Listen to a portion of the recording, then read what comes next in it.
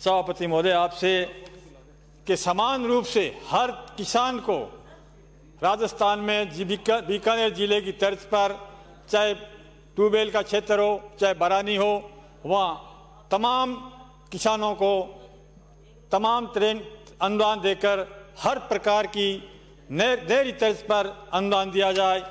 सभापति महोदय thank you अंत में मैं यही कहूँगा, श्री रामनिवास जी गावड़िया, अंत में यही कहूँगा कि सभी हमारे सहकर्मी हैं, जन सहयोगी है, रोजगार सहायक है, तमाम कर्मचारियों को स्थायी करें, ये कहते हुए धन्यवाद। श्री रामनिवास जी।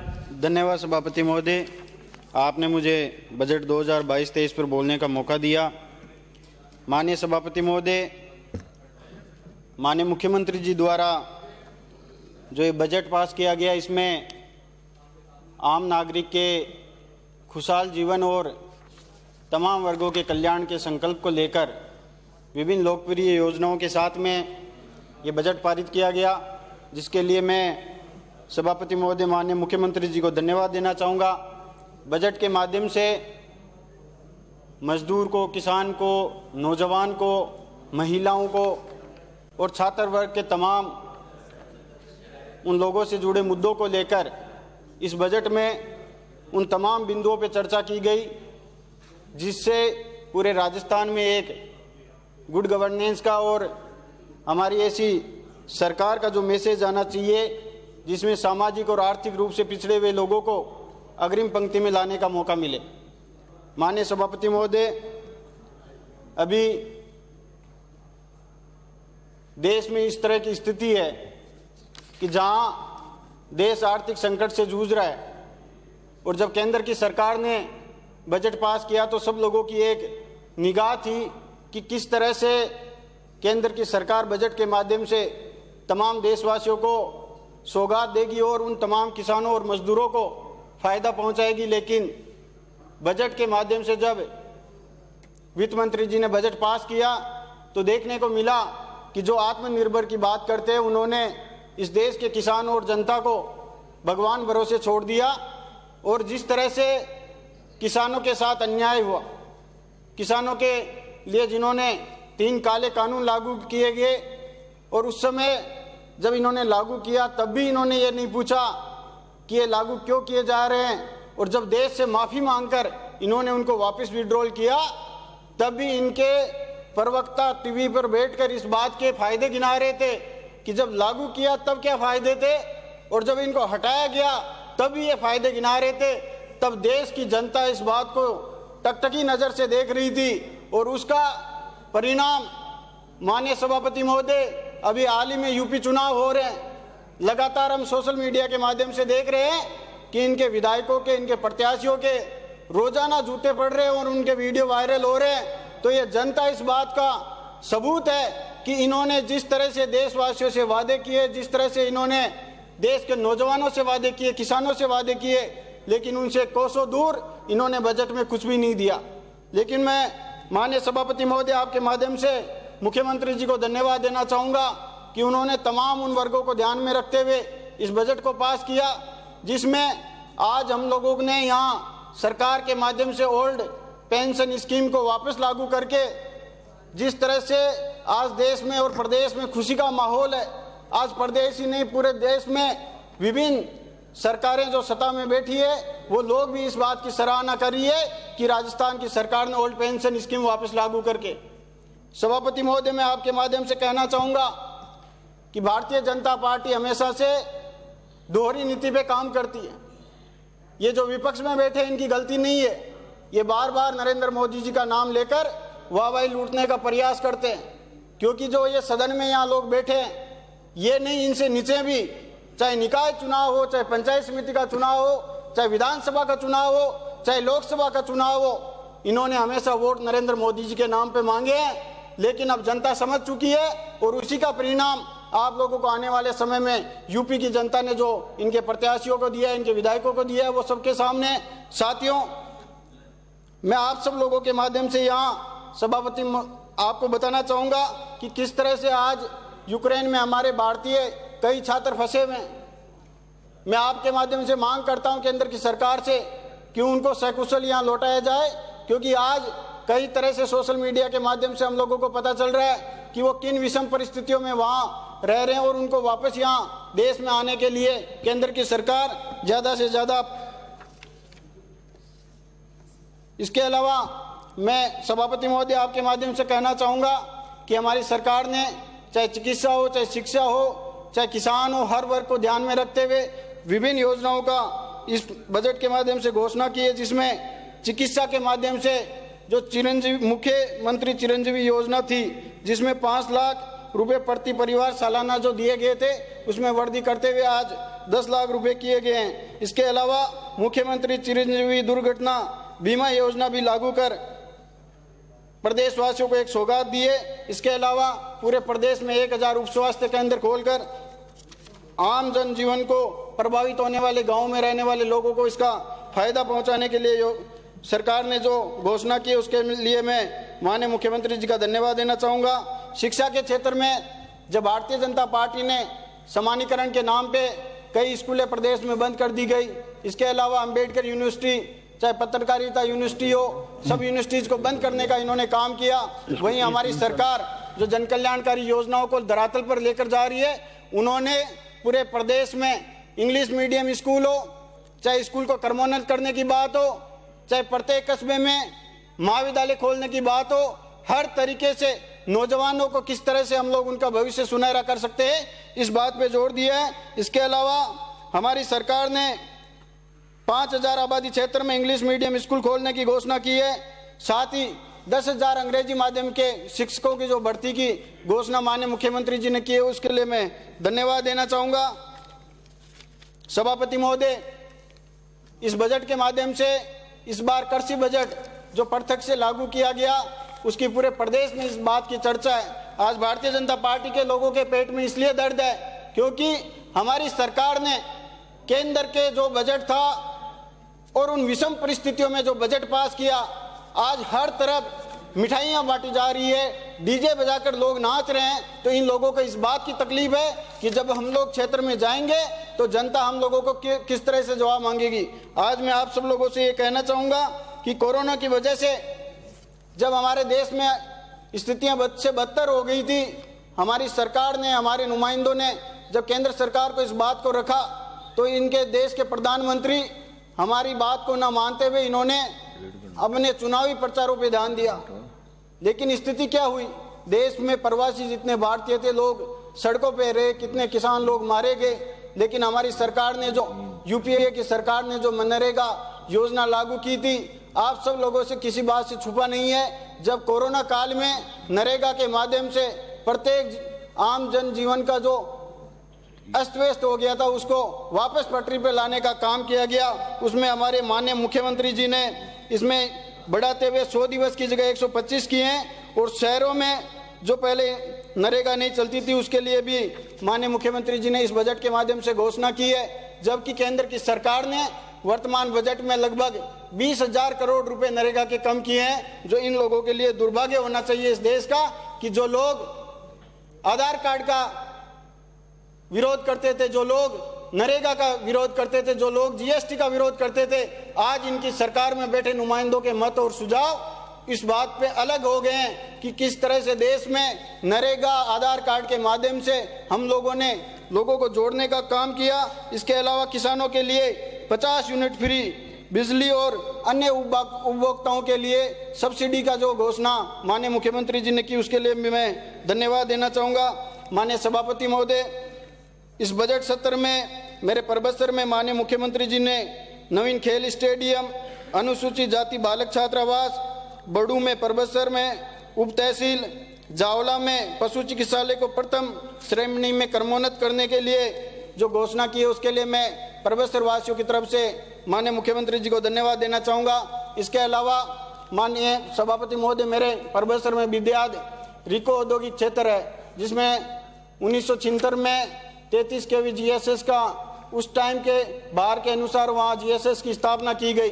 लेकिन वर्तमान में वहाँ के जो समाप्त करें किसानों, जहाँ वहाँ के औद्योगिक रिको क्षेत्र में जो बाहर है वो बढ़ गया है। इसलिए मैं माननीय मुख्यमंत्री जी को इस बात के लिए कहना चाहूँगा कि जब आप रिप्लाई दें तो वहाँ अन्य जीएसएस की स्थापना करें और जो पुरानी विद्युत लाइन है उनको वापस से पुनः आज की परिस्थितियों के हिसाब से उनको बिछाने का काम करें। इसके अलावा मेरे परबतसर में पोस्को कोर्ट या SC/ST कोर्ट, इसके अलावा CSC जावला और बागोट, जो हमारी वर्तमान में PSC है जावला में और बागोट में, वहाँ की परिस्थितियों को देखते हुए और वो तमाम वो मापदंड पूरे करते हैं जो CSC के लिए होने चाहिए। तो मैं माननीय मुख्यमंत्री जी से निवेदन करना चाहूँगा कि जब भी आप बजट पे रिप्लाई दें तो परबतसर वासियों को जिस तरह से आपने पहले बजट में घोषणा की उसके अनुरूप आने वाले समय में भी इसकी बजट में घोषणा करें। इन्हीं तमाम बिंदुओं के साथ में मैं पुनः हमारी सरकार और माननीय मुख्यमंत्री जी को धन्यवाद देता हूं कि ये लोक कल्याणकारी बजट आपने पास किया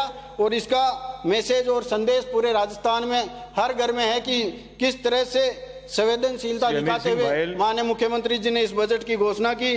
मैं आपको मुझे बोलने का मौका दिया उसके लिए मैं माननीय सभापति महोदय आपको धन्यवाद। जय हिंद, जय भारत। माननीय सभापति महोदय, आपका आभार प्रकट करता हूं कि आप मुझे 2022-23 की चर्चा में बोलने का मौका दिया। मैं मेरी बात बजट के विरोध में रखूंगा। जो बजट राजस्थान की जनता के लिए पेश किया गया उसमें दिशाहीन बजट की संज्ञा दूंगा। इस बजट में युवा, गांव, गरीब, पिछड़े, शोषित, उपेक्षित, वंचित, युवा बेरोजगारों और महिलाओं की सुरक्षा को लेकर कोई प्रबंध जैसी बात नहीं है। बजट को मात्र केंद्र की जन हितैषी सरकार को ये बताकर अंकित किया गया है कि बजट कटौती के कारण प्रदेश में स्वयं का प्रबंध करके कार्य करेंगे, जबकि प्रदेश को लगातार केंद्र से जो सहायता मिलनी चाहिए वो मिल रही है। सड़क निर्माण कार्य पूरे प्रदेश में केंद्र की योजनाओं से चल रहा है। पेयजल को लेकर प्रदेश को पूरे देश में सबसे अधिक बजट अलॉट करके आमजन को राहत देने का कार्य केंद्र की सरकार कर रही है। मेडिकल लाइन को तो लीजिए कि प्रदेश में सभी जिलों में मेडिकल कॉलेजें बन रही है, वो केंद्र के बजट से बन रही है। दूसरी ओर कोविड टीकाकरण जैसा कार्य दुनिया के सभी देशों की बनस्पत भारत में अधिकतम युवा और राजस्थान में संपूर्ण टीकाकरण निःशुल्क हुआ, जो कि कोविड प्रबंधन को लेकर राज्य सरकार जुटी प्रशंसा कर रही है। माननीय मोदी जी ने ठीक प्रबंधन को सराहा और अच्छी बात है, लेकिन हर मामले को केंद्र की सरकार पर डाला जाना ठीक बात नहीं है। पिछले 3 वर्षों में राज्य सरकार हर मोर्चे पर विफल रही है। बेरोजगारों के लिए भर्ती को उलझन में डालना, ग्रामीण विकास को गर्त में डाल दिया, पंचायती राज में पंचायत पुनर्गठन को लिया, चाहे तो 2 वर्ष तक नियमों को ताक पर रखकर मन मर्जी से नया पंचायत गठन तथा समिति गठन जैसे कार्य किए, जिससे आमजन भी परेशान। और पंचायत राज के चुनाव को देखा जाए तो 2 साल तक समय चुनावों में ही निकाल दिया। पिछले किसी कार्यकाल में ऐसा नहीं हुआ।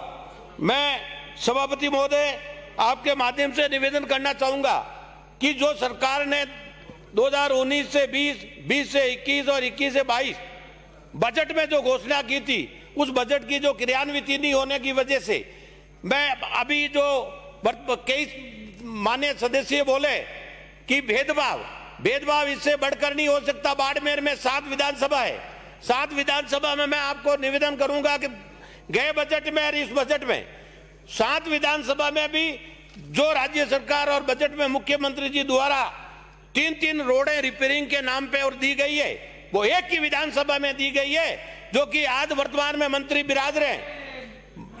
विराज रहे शिव से माननीय विधायक कल अपनी पीड़ा कर रहे थे। डीएमएफटी की मैं आपको निवेदन करूं तो 80 करोड़ की लागत से जो कमेटी ने निर्णय किया, वो भी 5 विधानसभा में सिर्फ 9 करोड़ की और 2 विधानसभा में 60 करोड़ की। इससे ज्यादा माननीय सभापति महोदय, इससे ज्यादा भेदभाव नहीं हो सकता। मतलब विकास हर विधानसभा में चाहिए, हर क्षेत्र में पूर्व पश्चिम उत्तर दक्षिण के लिए चाहिए, शिक्षा हरेक को चाहिए, चिकित्सा हरेक को चाहिए, पानी हरेक को चाहिए। मैं आपको सभापति महोदय आपके माध्यम से सरकार का ध्यान आकर्षित करना चाहूंगा। कोकण फलसूंड बेहदी जो पानी की योजना जोधपुर डिवीजन में बाड़मेर जैसलमेर के लिए है। आज मेरा सिवाना एक टहल पे होता हुआ गए बजट में 500 करोड़ का प्रावधान किया था।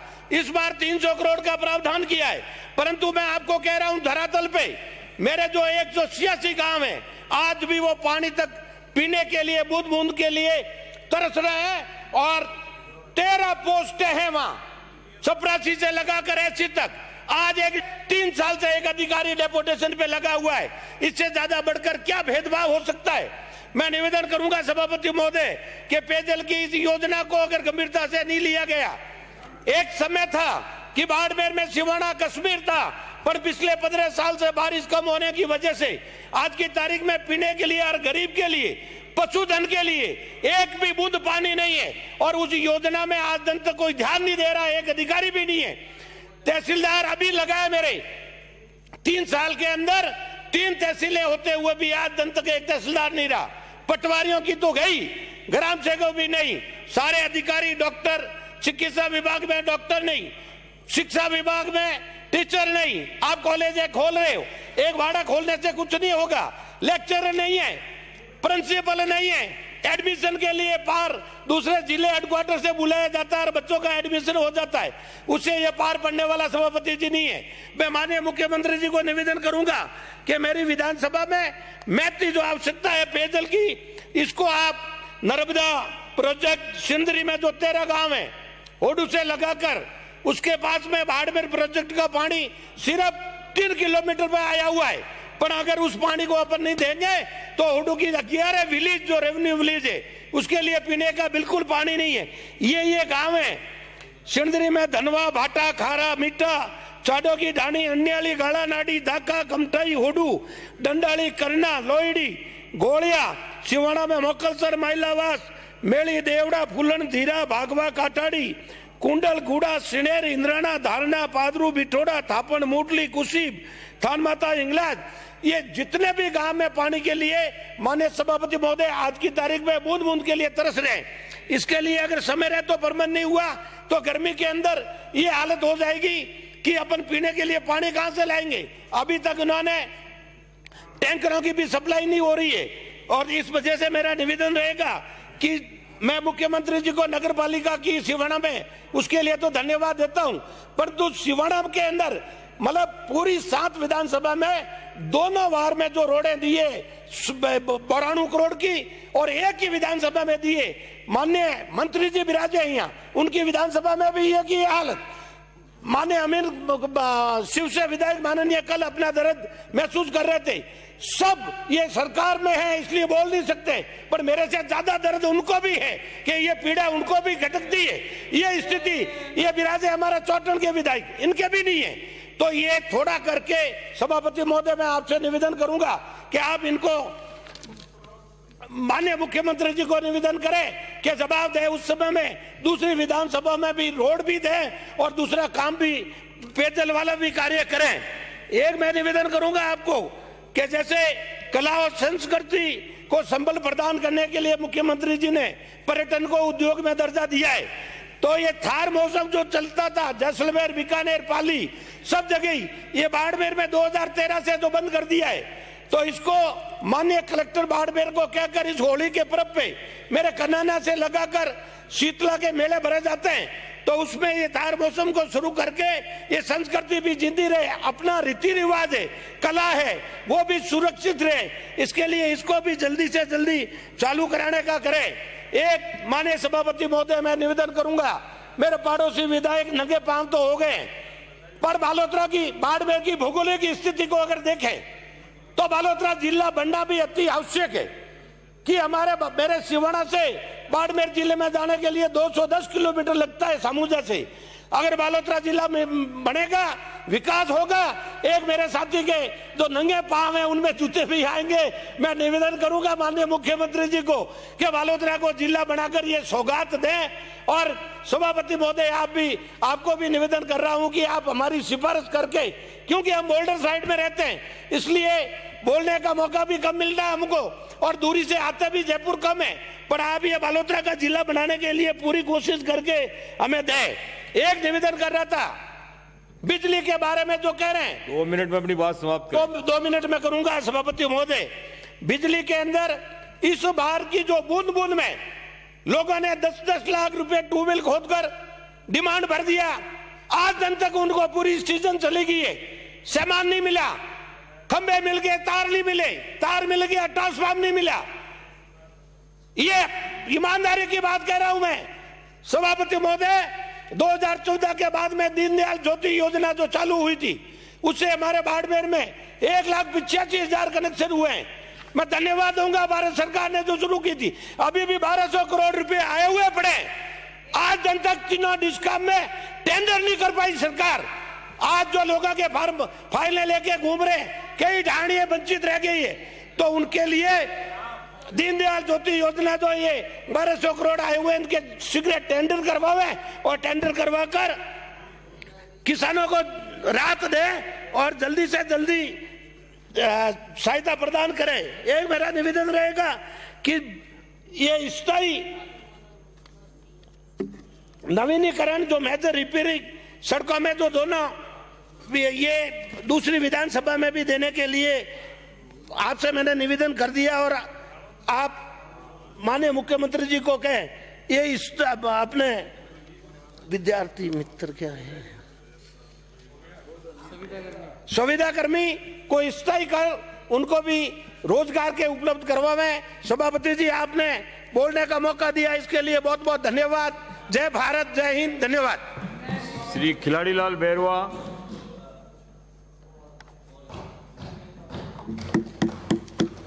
धन्यवाद सभापति महोदय, मुझे आए हुए 2022-23 पर बोलने का आपने मौका दिया। हमारे मुख्यमंत्री जी ने बजट पेश किया। आज पूरा राजस्थान इस तरह से झूम रहा है जैसे कोई दिवाली और होली मना रहा हो। कौन सा वर्ग है जिसको फायदा नहीं मिला? यूँ हमारे जो सामने साथी बैठे हैं, अपनी पार्टी की वजह से चाहे उस बात को गलत कहें, लेकिन इनका हर कार्यकर्ता और हर विधायक भी ये कह रहा है कि मुख्यमंत्री जी का बजट एक ऐतिहासिक बजट है जो आज तक नहीं आया। आप किसी को भी ले लें, चाहे आप रोजगार गारंटी ले लें, 100 के 125 कर दिए, और शहर में तो थी नहीं रोजगार गारंटी योजना, उसके भी 100 दिन कर दिए। आप बिजली को लें, जो गरीब का एक साधन है, उसमें जिस तरह की छूट दी गई है, 100 यूनिट में 50 यूनिट तक और 150 यूनिट में 3 रुपये की जो छूट दी है, ये भी गरीब के लिए बहुत हितकारी है। अगर हम सोचें और देखें कि जो एक सबसे बड़ी इस मुख्यमंत्री जी की देन पहले भी राज में रही और आज भी स्वास्थ्य के ऊपर इनका इतना फोकस है, और ये निरोगी काया और सबको इलाज के हिसाब से जिस तरह से इन्होंने जो किया है, चिरंजीवी योजना लाए, 5 लाख से बढ़ाकर 10 लाख रुपए उसके कर दिए। चिरंजीवी योजना में एक चीज़ और इन्होंने जो स्पेशल है कि अगर किसी भी आदमी के पास चिरंजीवी योजना का कार्ड नहीं है तो भी जिला कलेक्टर को अधिकृत किया कि वो चाहें तो उसका गरीब का फ्री कैशलेस इलाज करा सकते हैं। ये समस्त अस्पतालों में फ्री कैशलेस अस्पताल हो गया इलाज। ये ऐसी योजना है जिसके लिए पूरा राजस्थान और हर आदमी खुशी से झूम रहा है। 8 जिलों में नवीन महाविद्यालय, जिनमें धौलपुर को भी हमको मिला है। मैं धन्यवाद देना चाहूँगा मुख्यमंत्री जी को कि हमारे जिले का उन्होंने ख्याल रखा। और 1000 उप स्वास्थ्य केंद्र, 1000 उप स्वास्थ्य केंद्र खोलना किसको कहते हैं? मैं नहीं सोचता कि कोई भी ऐसा पंचायत और गांव नहीं बचेगा जिसमें कि उप स्वास्थ्य केंद्र नहीं हो। और 100 स्वास्थ्य केंद्र आपने दिए हैं, सबको मिलेंगे, हमको ही मालूम है। लेकिन मैं मुख्यमंत्री जी से निवेदन करूंगा 3 तारीख का जब जवाब हो, जब हमको कहीं चिन्हित कर दें तो बड़ी मेहरबानी होगी।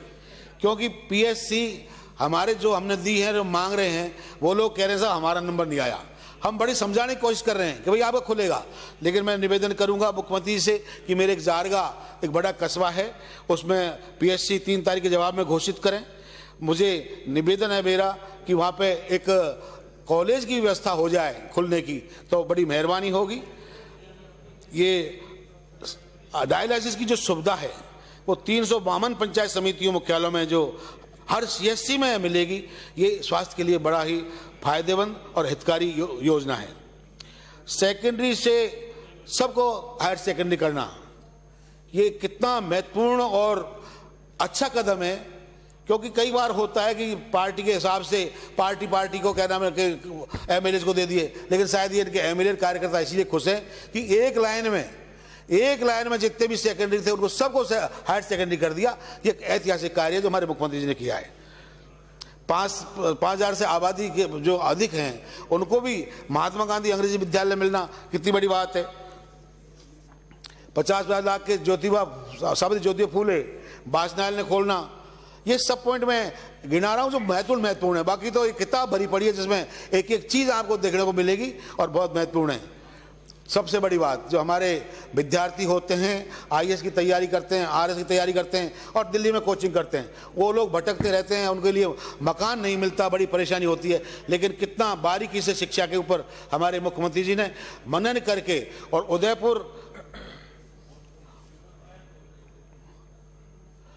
उदयपुर हाउस को 250 कमरे बनाकर नेहरू यूथ ट्रांजिट हॉस्टल बनाने की फेडरेशन बनाने की जो घोषणा की है, मैं उनको बहुत बहुत साधुवाद देता हूं। और उन यूथ लोगों के लिए कितना हितकारी है वो आज पूरे मार्केट में इस बात की चर्चा है। इंदिरा रसोई जो एक आम गरीब की थाली बनती है और सब जगह चर्चा है कि जहां भी कहीं कोई नई स्थिति है। और कोरोना में काल में भी जिस तरह का इंदिरा रसोई ने अपना काम किया, आज उन्होंने भी संख्या बढ़ाकर 1000 की है, उसके लिए मैं मुख्यमंत्री जी को धन्यवाद देता हूं। सभापति महोदय, जहां तक हमारे एक मुख्यमंत्री जी की एक सोच है, दिव्यांगों के लिए भी जिस तरह की क्या नाम स्कूटी योजना में बढ़ाए हैं और प्रत्येक जो दूसरी देवनारायण योजना और कालीबाई योजना में भी स्कूटियों की संख्या बढ़ाई है, उसके लिए भी मैं धन्यवाद देता हूं। इसमें 133 करोड़ हर जिले में 3 सड़कें की हैं और 18 प्रत्येक विधानसभा में 10 करोड़ का जो दिया है। एक बहुत बड़ी बात है कि हम काफ़ी टाइम से इस बात को लेकर चल रहे हैं कि साहब कोरोना की वजह से हम काफ़ी पिछड़ गए हैं, तो उन्होंने इस बात को भी नहीं सोचा कि ये किसको देना चाहिए नहीं देना चाहिए। हर पूरे 200 विधानसभाओं को जो जिस तरह का 10 करोड़ की सड़कें दी है, मैं उसके लिए भी सरकार की और माननीय मुख्यमंत्री जी का धन्यवाद देता हूं। पेयजल योजना की जहां तक अगर बात करें सभापति महोदय, तो मेरे यहाँ सरमुत्रा में और बसेड़ी में 87 करोड़ की पेयजल योजना स्वीकृत की है। पूरा का पूरा ही विधानसभा क्षेत्र और हमारे लोग मुख्यमंत्री जी को बहुत बहुत धन्यवाद देते हैं। धौलपुर में भी 400 केवी जीएसएस बना दिया, बाड़ी में 132 की जगह 220 दे दिया।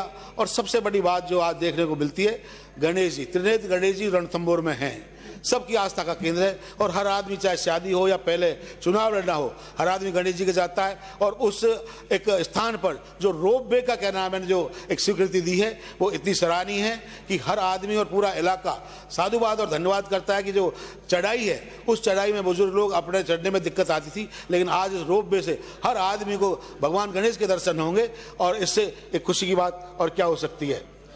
मुझे निवेदन करना चाहता हूं सभापति महोदय, मेरे क्षेत्र में सोने के गुर्जा में जो चौकी थी उसको थाने में कन्वर्ट किया। लेकिन एक मेरा निवेदन और है इस मौके पर कि मेरे एक डांग क्षेत्र का एक मदनपुर एक इलाका है जहाँ से एमपी लगा हुआ है, वहाँ बड़ी दिक्कतें होती हैं। अगर मुझे वहाँ पुलिस चौकी खोल दी जाए तो बहुत बहुत मैं आभारी रहूँगा।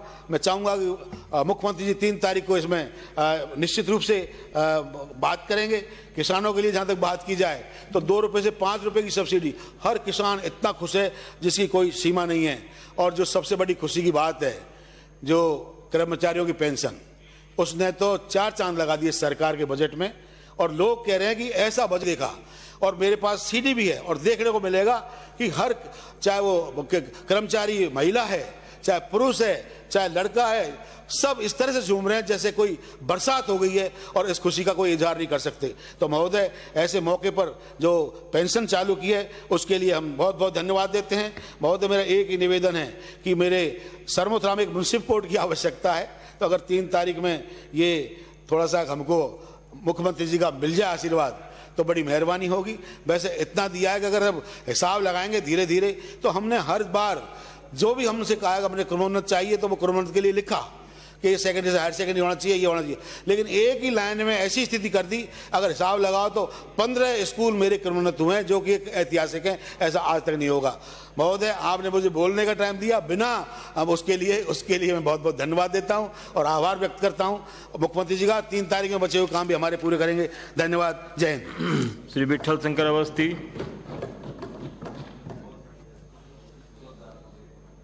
सभापति महोदय, आपने मुझे आय व्यय बजट 2022-23 पर बोलने का अवसर दिया, उसके लिए आपका बहुत बहुत आभार।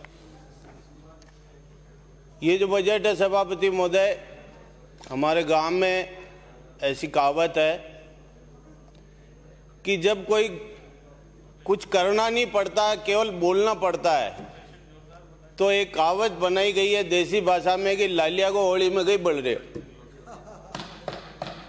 तो यही हालत इस बजट की है कि अगर हम पिछले 3 बजटों पर नजर डालें तो ऐसे हालात हैं कि हमको पटवारियों की जो स्थिति है इस राजस्थान में, 4 पंचायतों पर 1 पटवारी है, और पटवारियों के कारण से जो परेशान जनता है, काश्तकार इतनी परेशान हो रही है, उनकी तरफ किसी का कोई ध्यान नहीं है। आपने कहा हमने इतनी भर्तियां कर दी, उतनी भर्तियां कर दी, लेकिन हुआ कुछ नहीं धरातल पे। बजट का वास्तविक स्वरूप तब आता है जब वो धरातल पर उतर कर आता है, और इस बजट को जो बहुत बढ़िया बजट बताया जा रहा है, उसको बढ़िया तभी कह सकते थे जब पिछले 3 बजटों का अगर धरातल पर क्रियान्विति सही तरीके से हो जाती, तो हाँ निश्चित रूप से इस बजट की घोषणाओं की भी क्रियान्विति होगी। लेकिन मुझे भी पूरा विश्वास हो गया है कि जिस तरह से 3 बजटों का हश्र हुआ है, उसी तरह का हश्र इस बजट का होने वाला है। और इस जादूगर ने जो जादू दिखाया है, वो जादू ऐसा जादू है जिस जादू में न कोई सच्चाई होती है। जादूगर आता है, फूल को चांदी का सिक्का बना देता है, 100 के नोट को 2000 का नोट बना देता है, लेकिन उसमें सच्चाई नहीं होती है। हालात यही इस बजट के हैं कि जितनी भी घोषणाएं हुई है, ये सब थोथी घोषणाएं हैं, इनकी क्रियान्विति करना कोई संभव कार्य नहीं है। और जो हालात इस राजस्थान के इस सरकार ने बनाए हैं पिछले 3 वर्षों में, बेरोजगारों का भत्ते की घोषणा की थी, वो घोषणा थोथी घोषणा। आज भी बेरोजगार बेचारा आसमान की तरफ मुंह देख के बाई खड़ा है कि आज हमारे बेरोजगारी भत्ता आएगा। किसानों के ऋण माफी की घोषणा थी, वो घोषणा आज कई लोग ये कहते हैं सत्ता पक्ष में बैठे हुए मोदी जी नहीं कर रहे हैं। अरे वोट तो आपने लिए थे, आपके राष्ट्रीय नेता ने घोषणा की थी कि हम 10 दिन में इस ऋण का माफ करेंगे, और आज आप मोदी जी का नाम लेके बच के निकलना चाहते हो। जब आपने घोषणा की है तो जिम्मेदारी आपकी है, किस तरह से इन बैंकों का ऋण माफ किया जाए, ये आप चिंता करिए। आप मोदी जी चिल्ला के अपनी जिम्मेदारियों से दूर भागते जा रहे हैं। ये बजट की घोषणाएं आपकी और चुनावी घोषणाएं, इन घोषणाओं पर अगर जनता को आपने जवाब नहीं दिया और अगर उन पर क्रियान्विति नहीं की, तो निश्चित रूप से जनता आपको धोखेबाज कहेगी। हाँ, वो लग रहा है ना। माननीय विधायक जी, अपने स्थान पे जाइए, आप स्थान पे जाइए। आज संविदा कर्मियों को आपने नियमित करने की बात कही थी, संविदा कर्मियों को नियमित करने की जब सीख लोगे तो अच्छा रहेगा। जरूरत नहीं आपको बीच में बैठे बैठे बोलने की। अभी तो पुराने नहीं सीख रहे, वो क्या सीखेगा। संविदा कर्मियों को नियमित करने की जहां तक सवाल है, आपके चुनावी घोषणा पत्र में और बजट के घोषणाओं में भी ये तक कहा गया था कि संविदा कर्मियों को हम स्थायी करेंगे। आज तक वो संविदा कर्मी भगवान भरोसे बैठा है और 5-5 हजार रुपए की तनख्वाह लेके अपने जीवन का माननीय सदस्य इधर महत्वपूर्ण समय व्यतीत कर रहा है। उनको कोई जरूरत नहीं, आप इधर से बताओ, मेरा ज्ञानवर्धन करो आप।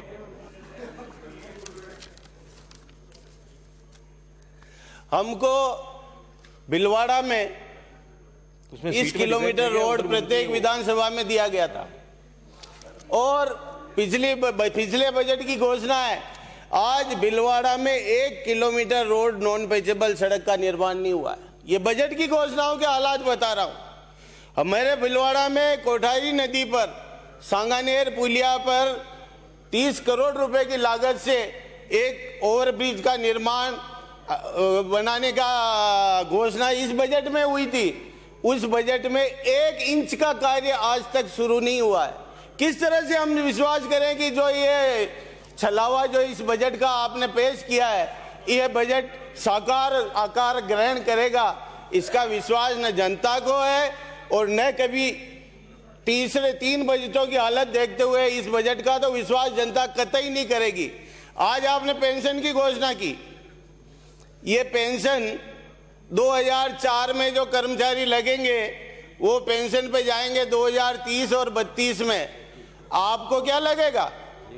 घोषणा कर दी, मैं घोषणा कर दूं 2024 में पैदा होने वाले हर बच्चे को मैं नौकरी दूंगा, तो देंगे हम 18-20 साल की उम्र होगी तब जाके। हमारा क्या लगेगा उसमें? आपने पेंशन की घोषणा करके झूठी छुपाई लेने का मतलब क्या है? कुछ समझ में नहीं आ रहा है। जब आपको एक पैसा नहीं देना पड़ेगा, इसीलिए मैंने कहा कि ललिया को होली में कहीं न बोल रहे हो।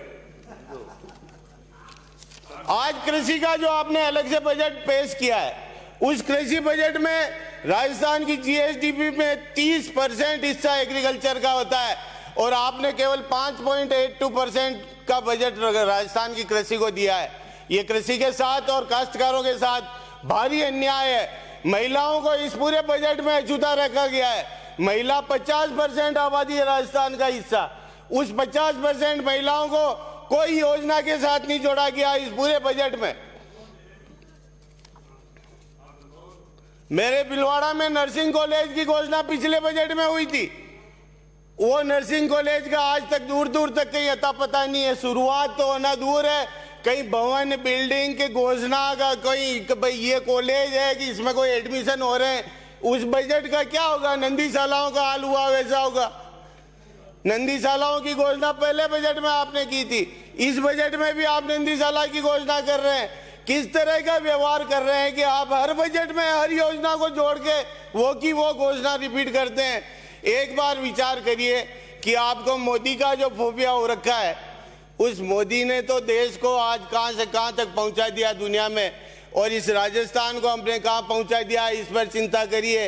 आज यूपी जैसा प्रदेश जो देश में कानून और व्यवस्था और अन्य क्षेत्रों में सबसे पिछड़ा हुआ प्रदेश कहलाता था, आज योगी के राज में वो दूसरे नंबर पे आ गया। अर्थव्यवस्था के क्षेत्र में हमारे पूरे देश की अर्थव्यवस्था में आज उत्तर प्रदेश का स्थान दूसरे नंबर पे आ गया 5 सालों में। लेकिन ये राजस्थान कौन से नंबर पे पहुंच गया, ये हमको सोचना चाहिए। अपराध के क्षेत्र में ईज ऑफ डूइंग बिजनेस के मामले में यूपी जैसा कानून व्यवस्था से पूरी तरह प्रभावित क्षेत्र आज दूसरे नंबर पे है देश में। और राजस्थान में उद्योगों की दुर्दशा इस शासनकाल में जितनी हुई है, आज मेरे भीलवाड़ा के उद्योग जो मैनचेस्टर कहलाता है, भीलवाड़ा भारत का मैनचेस्टर कहलाता है, जहां 10 करोड़ मीटर कपड़ा प्रति माह बनता है, उस भीलवाड़ा की हालत ये है कि वहां के उद्योगपति एमपी और गुजरात जाने को मजबूर हो रहे हैं। और आज ऐसी हालत है कि उद्योग मंत्री यहाँ बिराजी हुई थी, कहीं पधार गई है। मेरा निवेदन रहेगा कि भारत सरकार ने एक टेक्सटाइल पार्क के राजस्थान को देने की घोषणा की है। वो टेक्सटाइल पार्क का हक केवल और केवल भीलवाड़ा का बनता है। ये पूरा भारत जानता है कि भीलवाड़ा भारत का मैनचेस्टर है और उस मैनचेस्टर के कारण से वहाँ इतना कपड़ा बनता है, कम से कम 1.5 लाख 2 लाख मजदूर वहाँ कार्यरत हैं। ऐसे क्षेत्र को उपेक्षित करके वो टेक्सटाइल पार्क वो जोधपुर ले जाना चाहते हैं। इस तरह का अन्याय और उपेक्षा अगर उद्योगों की होती है, जहां टेक्सटाइल का कोई इतना काम कारोबार नहीं है जोधपुर में, लेकिन वो टेक्सटाइल पार्क भीलवाड़ा का हक बनता है। मंत्री जी यहाँ विराजमान है, मैं निवेदन करूंगा आपसे कि भीलवाड़ा का हक भीलवाड़ा को मिलना चाहिए और टेक्सटाइल पार्क भीलवाड़ा आना चाहिए। ये राजस्थान सरकार से मैं मांग करता हूँ।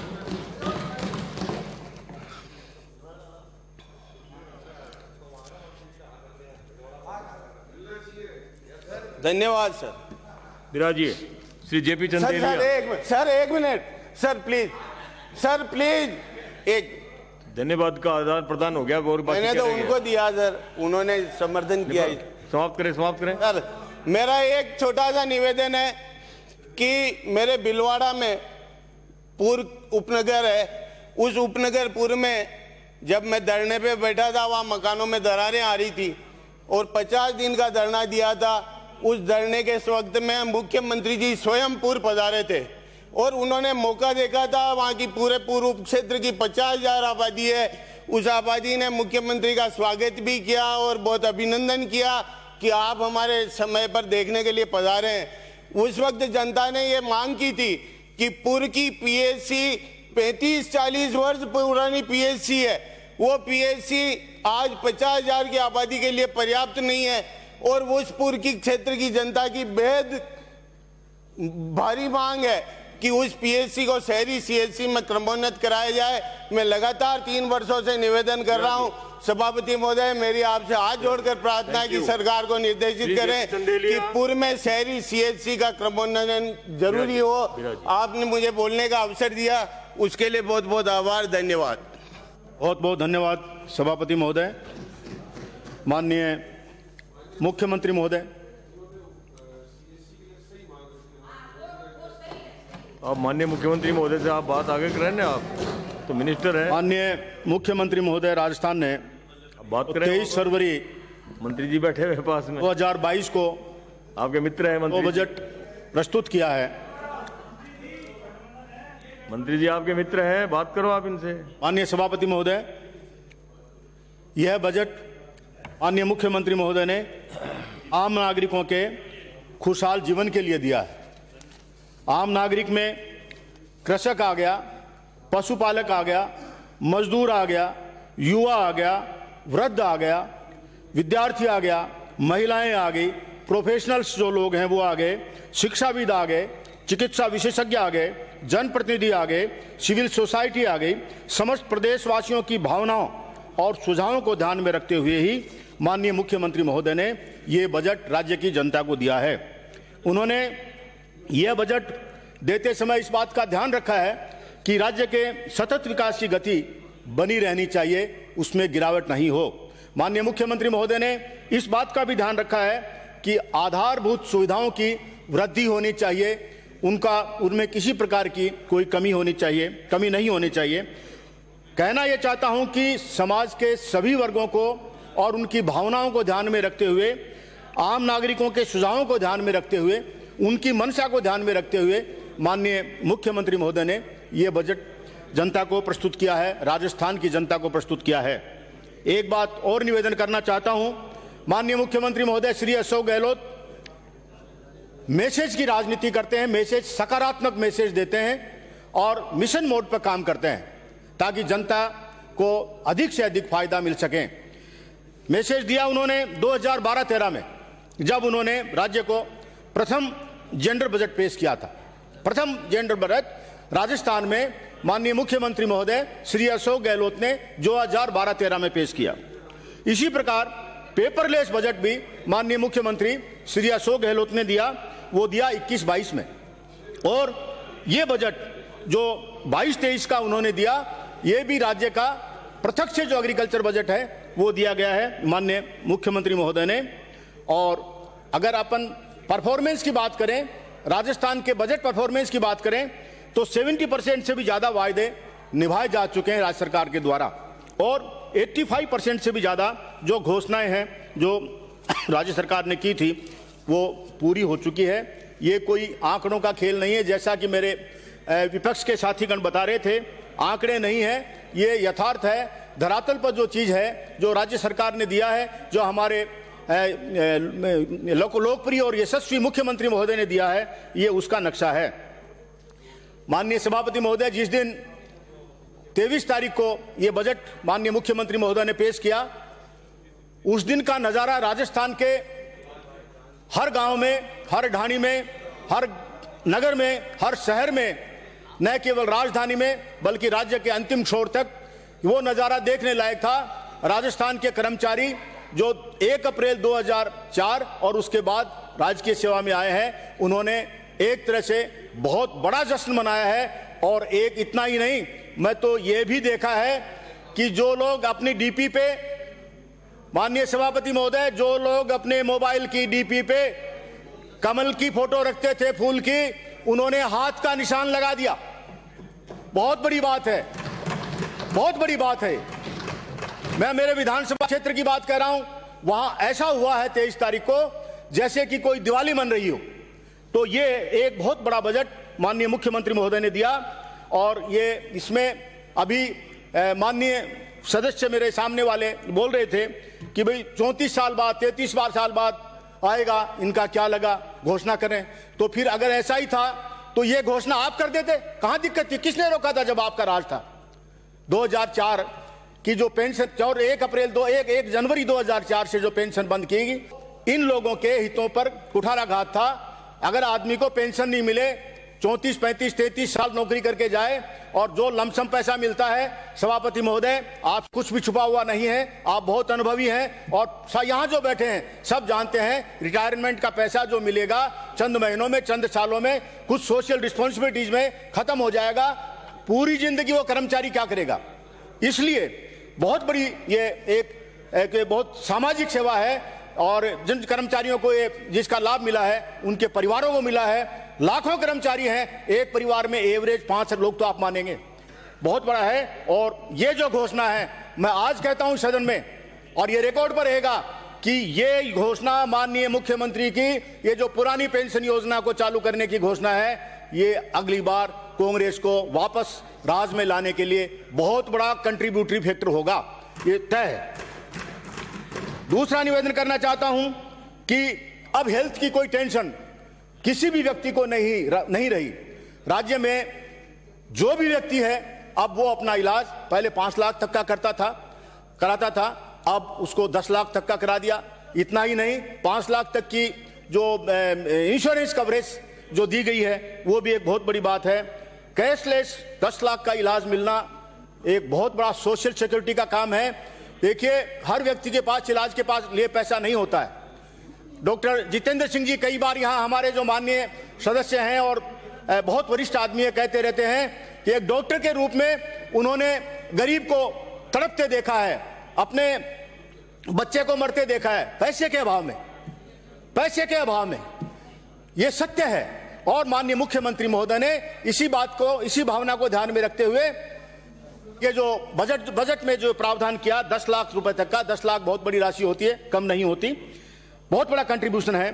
लेकिन इसी हेल्थ सेक्टर की बात करते हुए मैं यहां निवेदन करना चाहता हूं, रिकॉर्ड पर देना चाहता हूं कि मेरे विधानसभा क्षेत्र पिलानी में मैंने निवेदन किया है राज्य सरकार से, माननीय हेल्थ मिनिस्टर साहब से, माननीय मुख्यमंत्री महोदय से कि मेरे क्षेत्र के लांबा गोठड़ा में और डुलानिया में पीएचसी की बहुत ज्यादा आवश्यकता है। आसपास कोई भी मेडिकल फैसिलिटीज नहीं है, छोटे कोई सब सेंटर्स भी होंगे तो वो एक्सट्रीम कोने पर है। इसलिए 3 जो मैंने रिक्वेस्ट डाली हुई है, सीएमएचओ से भी रिकमेंड हो चुका है और वहां आवश्यकता भी है, वहां लांबा में पीएचसी खोली जावे, लांबा गोठड़ा में पीएचसी खोली जावे और डुलानिया में भी पीएचसी खोली जावे। ये यहाँ इसकी बहुत बड़ी आवश्यकता है। अब मैं निवेदन करता हूं कि मनरेगा एक बहुत बड़ा एम्प्लॉयमेंट जनरेटिंग फैक्टर है, एक बहुत बड़ा जनरेशन का काम है। जो 100 दिन की बंदिश लगी हुई थी इसके गाइडलाइंस के अंतर्गत, उसको अपने खर्चे पर माननीय मुख्यमंत्री महोदय ने राज्य सरकार के खर्चे पर 100 से 125 दिन किया है। ये बहुत बड़ी बात है। ये उन लोगों को जो मनरेगा में काम करते हैं उन लोगों को एक बहुत बड़ा सहारा है। ये भी एक सकारात्मक सोच है और बहुत बड़ी बात है। गरीब के प्रति माननीय मुख्यमंत्री महोदय के दृष्टिकोण को प्रकट करता है। और बहुत लोग ऐसे हैं जो स्ट्रीट वेंडर्स थे, बहुत बड़े लोग थे, बहुत ऐसे लोग हैं जो स्ट्रीट वेंडर्स की डेफिनेशन में आते हैं। ठेला चलाने वाले, फल बेचने वाले, पटरी पर काम करने वाले लोग, उन सब के लिए, और अन्य लोग जो शहर में रहते हैं जिनके रोजगार की कोई व्यवस्था नहीं हुई, और विशेष करके ये जो 2 साल कोरोना का जो हमको मार के गया है उसमें उनका सारा रोजगार तहस नहस हो गया। शहर में भी गरीबी है और बहुत गरीबी है, गांव में तो है ही, शहर में भी है। उस चीज को ध्यान में रखते हुए माननीय मुख्यमंत्री महोदय ने इंदिरा गांधी शहरी रोजगार गारंटी योजना जो प्रदान की है वो हमारे इस प्रदेश के लिए और उस जनता के लिए जिनके पास रोजगार का कोई साधन नहीं है एक बहुत बड़ा सहारा होगा। 1,25,000 पदों की भर्ती प्रक्रिया अभी चल रही है। मैं माननीय जो विपक्ष के सदस्य है उनको बताना चाहता हूं कि प्रक्रियाधीन है, कोई किस स्टेज पर है, कोई किस स्टेज पर है, कोई किस स्टेज पर है, कोई इनिशियल स्टेज पर है, कोई फाइनल स्टेज पर है, कोई आरपीएससी को देने के स्टेज पर है, कोई सर्विस सिलेक्शन बोर्ड को देने के स्टेज पर है। 1,25,000 नौकरियां देने के लिए अभी प्रक्रियाधीन है और पिछले 3 साल को देखें तो लगभग 3 लाख लोगों को नौकरी दी जा चुकी है। ये तो रिकॉर्ड पर है, कोई जांच करना चाहे तो जांच लें। आप जब आपको बोलने का मौका मिले माननीय सदस्य महोदय, तो आप जवाब दे देना। आंकड़े झूठ नहीं बोलते, शीशा झूठ नहीं बोलता। शीशे के सामने खड़े होकर के आप देखेंगे तो वही दिखेगा जो सामने है। दूसरा, मैं निवेदन करना चाहता हूं कि ये जो अलग से कृषि बजट देने का माननीय मुख्यमंत्री महोदय ने सोचा और उसको इंप्लीमेंट किया है, ये बहुत बड़ी बात है। पहले 2,000 करोड़ का मुख्यमंत्री कृषक साथी योजना होती थी, उसको 5,000 किया है। डबल से भी ज्यादा करना एक बहुत बड़ी योजना है। जैसा कि मैंने निवेदन किया, माननीय मुख्यमंत्री महोदय सकारात्मक मैसेज देना चाहते हैं और वो उनकी धारणा है कि देश का कृषक वर्ग, राज्य का कृषक वर्ग सबसे पहला हक रखता है इस देश की इकोनॉमी पर, इस राज्य की इकोनॉमी पर। इसलिए उन्होंने किसान के विकास को दृष्टिकोण में को ध्यान में रखते हुए, किसान के विकास के उद्देश्य को ध्यान में रखते हुए उन्होंने मिशन बोर्ड पर काम करने के लिए 11 मिशन से इस कृषि बजट पर काम करने का एक मैसेज दिया है। इसी प्रकार से एक बहुत बड़ा अमेंडमेंट, एक बहुत बड़ा कानून आ रहा है जिसका नाम है SC/ST के लिए डेवलपमेंट फंड कानून। अपने इसी हाउस में आएगा, जिस दिन वो आएगा उस पर अलग से हम बोलेंगे। लेकिन शेड्यूल कास्ट और शेड्यूल ट्राइब वर्ग के लिए एक बहुत बड़ा कानून आएगा। कई राज्यों में वो है, दूसरे राज्यों की कॉपी भी मैंने मंगाई है। अपने हिसाब से राज्य सरकार ने जो ड्राफ्ट दिया है उस ड्राफ्ट को बहुत अच्छी सराहना हम कर सकेंगे। EWS वर्ग एक बहुत बड़ा समाज का ऐसा वर्ग है। देखिए, अपन कहते हैं SC में गरीबी है, ST में गरीबी है, OBC में थोड़ी दिक्कत है, इसमें दिक्कत है, उसमें दिक्कत है, माइनॉरिटी में भी है। लेकिन समाज का टोटल अगर अपन देखें तो जो जनरल सेक्शन है, जनरल वर्ग है, सामान्य वर्ग है, जो किसी रिजर्वेशन में कवर नहीं होता, उसमें भी बहुत लोग ऐसे हैं जो मेरे विचार से SC से भी गरीब होंगे, ST से भी गरीब होंगे, माइनॉरिटी से भी गरीब होंगे। कोई संसाधन उनके पास नहीं होगा। ऐसे लोगों को माननीय मुख्यमंत्री महोदय ने ध्यान में रखा है और जो 10% रिजर्वेशन EWS के लिए किया है वो एक बहुत बड़ा सराहनीय काम है। पिछली बार कर दिया था और इस बार उन्होंने 100 करोड़ की धनराशि, 100 करोड़ का अलग से फंड उनके वेलफेयर के लिए रखा है। देखिए, पंडित जवाहरलाल नेहरू ने जब देश को जब प्रारंभ किया था तो सोशलिस्टिक पैटर्न ऑफ सोसाइटी पर इस देश की आधारशिला रखी थी, सोशलिस्टिक पैटर्न ऑफ सोसाइटी पर, और उसी राह पर हमारे मुख्यमंत्री महोदय चल रहे हैं। सबका कल्याण हो, सबका हित हो, सबका विकास हो, इस तरह से चल रहे हैं। अन्य 1 करोड़ मुख्य डिजिटल सेवा योजना के अंतर्गत स्मार्टफोन मिलेगा। अभी मेरे साथी सदस्य कह रहे थे विपक्ष में वाले कि महिलाओं के लिए कुछ नहीं किया। कृपया बजट को पढ़ के देखें, बजट भाषण 23 तारीख का जो है उसको पढ़ के देखें। महिलाओं के लिए बहुत कुछ दिया माननीय मुख्यमंत्री महोदय ने। इतना ही नहीं, ये स्मार्टफोन तो है ही है और कई चीजों में कई छूट दी है, कई जगह वेलफेयर एक्टिविटीज दी है। महिला और बाल विकास का बजट आप पढ़ के देखिए, सोशल जस्टिस और एम्पावरमेंट डिपार्टमेंट का बजट पढ़ के देखिए, आपको अपने आप पता लग जाएगा। ईस्टर्न राजस्थान कैनाल प्रोजेक्ट पर काम होने की बहुत ज्यादा जरूरत थी। उन्होंने इसके लिए भी अलग से बोर्ड बनाया है और उसको फोकस किया है। इससे हमारे राज्य की बहुत बड़ी जनता का हित होगा। टूरिज्म और हॉस्पिटलिटी को उद्योग का दर्जा दिया है, कई ड्यूटीज में छूट दी है। और जयपुर हमारी राजधानी है, राज्य की राजधानी जयपुर है। इसके फ्यूचर डेवलपमेंट को ध्यान में रखते हुए उन्होंने अजमेर रोड तक, ट्रांसपोर्ट रोड तक, ट्रांसपोर्ट नगर तक और यहाँ अंबाबाड़ी से सीतापुरा तक जो जयपुर मेट्रो का विस्तार की जो योजना दी है वो एक सराहनीय कदम है। 17 जिलों में 32 उद्योग केंद्र स्थापित करने की बात जो उन्होंने कही है वो भी सराहनीय केंद्र है। यहाँ मैं रिकॉर्ड पर डालना चाहता हूँ माननीय सभापति महोदय कि मेरा विधानसभा क्षेत्र पिलानी भी एक पिछड़ा हुआ इलाका है और उद्योग अभी जो है भी तो बहुत अच्छी स्थिति में नहीं है और वहाँ औद्योगिक क्षेत्र की कमी भी है। इसलिए मैं निवेदन करना चाहता हूँ कि संबंधित अधिकारियों को माननीय उद्योग मंत्री महोदया डायरेक्शन देवे कि पिलानी विधानसभा क्षेत्र का सर्वे करा करके जहां भी सुटेबल वो समझे, रिको जहां सुटेबल समझे वहां रिको की तरफ से एक इंडस्ट्रियल एरिया डेवलपमेंट होना चाहिए। चूंकि समय को आपने बांध रखा है, तो पहले माननीय सभापति महोदय, मैं अपने विधानसभा क्षेत्र पर आना चाहूंगा। हर विधानसभा क्षेत्र का विकास होगा तभी राज्य का विकास होगा। माननीय मुख्यमंत्री महोदय हर विधानसभा क्षेत्र का विकास चाहते हैं और बजट में भी यही समावेश है। पिलानी विधानसभा क्षेत्र में के संदर्भ में मैं माननीय मुख्यमंत्री महोदय को निवेदन करना चाहता हूं कि उनकी कृपा से, राज्य सरकार की कृपा से, और यहाँ राजस्व मंत्री महोदय बैठे हैं, उनको एड्रेस करके भी मैं बोल रहा हूं कि उनकी कृपा से मेरे विधानसभा क्षेत्र में बहुत प्रयास के बाद में पिलानी में एक अलग पंचायत समिति मैंने बनवा ली और पंचायत समिति बन गई पिलानी, और वहां का सारा काम, पिलानी में 2 नगर पालिकाएं हैं, पिलानी नगर पालिका और विद्या विहार नगर पालिका, साथ में 24 पंचायतें हैं पंचायत समिति पिलानी की। इसके अलावा 7 पंचायतें हैं सूरजगढ़ की, वो 7 पंचायतें विधानसभा क्षेत्र पिलानी की, वो सब मिला करके उनका काम हो रहा है सूरजगढ़ एसडीएम के यहाँ, उनका काम हो रहा है तहसीलदार सूरजगढ़ के यहाँ। भाई, जब एसडीएम बैठा है चिड़ावा मेरे विधानसभा क्षेत्र में, तहसीलदार बैठा है मेरे विधानसभा क्षेत्र चिड़ावा में, तो वो काम जो प्रशासनिक काम है, जो रेवेन्यू का काम है, वो वहां के एसडीएम और तहसीलदार से क्यों नहीं करवाया जा रहा? नागरिकों को वहां भटकना पड़ता है, एक विधानसभा क्षेत्र से दूसरे विधानसभा क्षेत्र में जाना पड़ता है, एसडीएम वहां नहीं है तो वापस आना पड़ता है, तहसीलदार वहां नहीं है वहां वापस आना पड़ता है। पिलानी और चिड़ावा दोनों ट्विन टाउन है, दोनों बिल्कुल नजदीक हैं, तो एसडीएम का प्रशासनिक नियंत्रण हो जाए। और निवेदन करता हूं कि 24 पंचायतें पंचायत समिति पिलानी की, 7 पंचायतें जो एडजेसेंट है वो पंचायत समिति सूरजगढ़ की, 7 वो होगी, 24 वो होगी, और 2 नगर पालिकाएं होगी, पिलानी नगर पालिका और पिलानी विद्या विहार नगर पालिका। ये सारा कार्य क्षेत्र एक इंडिपेंडेंट तहसीलदार का होना चाहिए। साहब, छोटी छोटी जगह आपने इसमें घोषणा कर दी इस बजट में। मेरा विनम्र निवेदन है, मैं निवेदन से और माननीय मुख्यमंत्री महोदय से, कि पिलानी में एक तहसील घोषित की जानी चाहिए।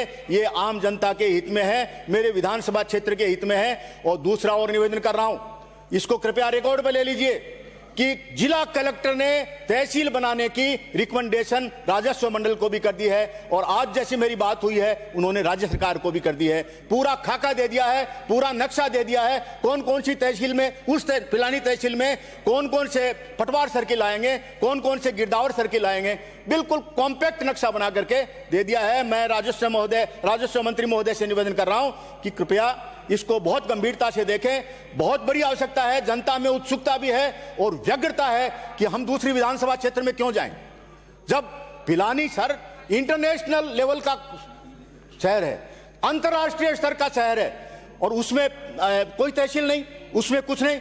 वहां से सूरजगढ़ जाओ, सूरजगढ़ एक छोटा सा कस्बा है, पिलानी बहुत बड़ी चीज है। तो आप पिलानी में कृपया जरूर ये घोषणा करवाएं माननीय मुख्यमंत्री महोदय से।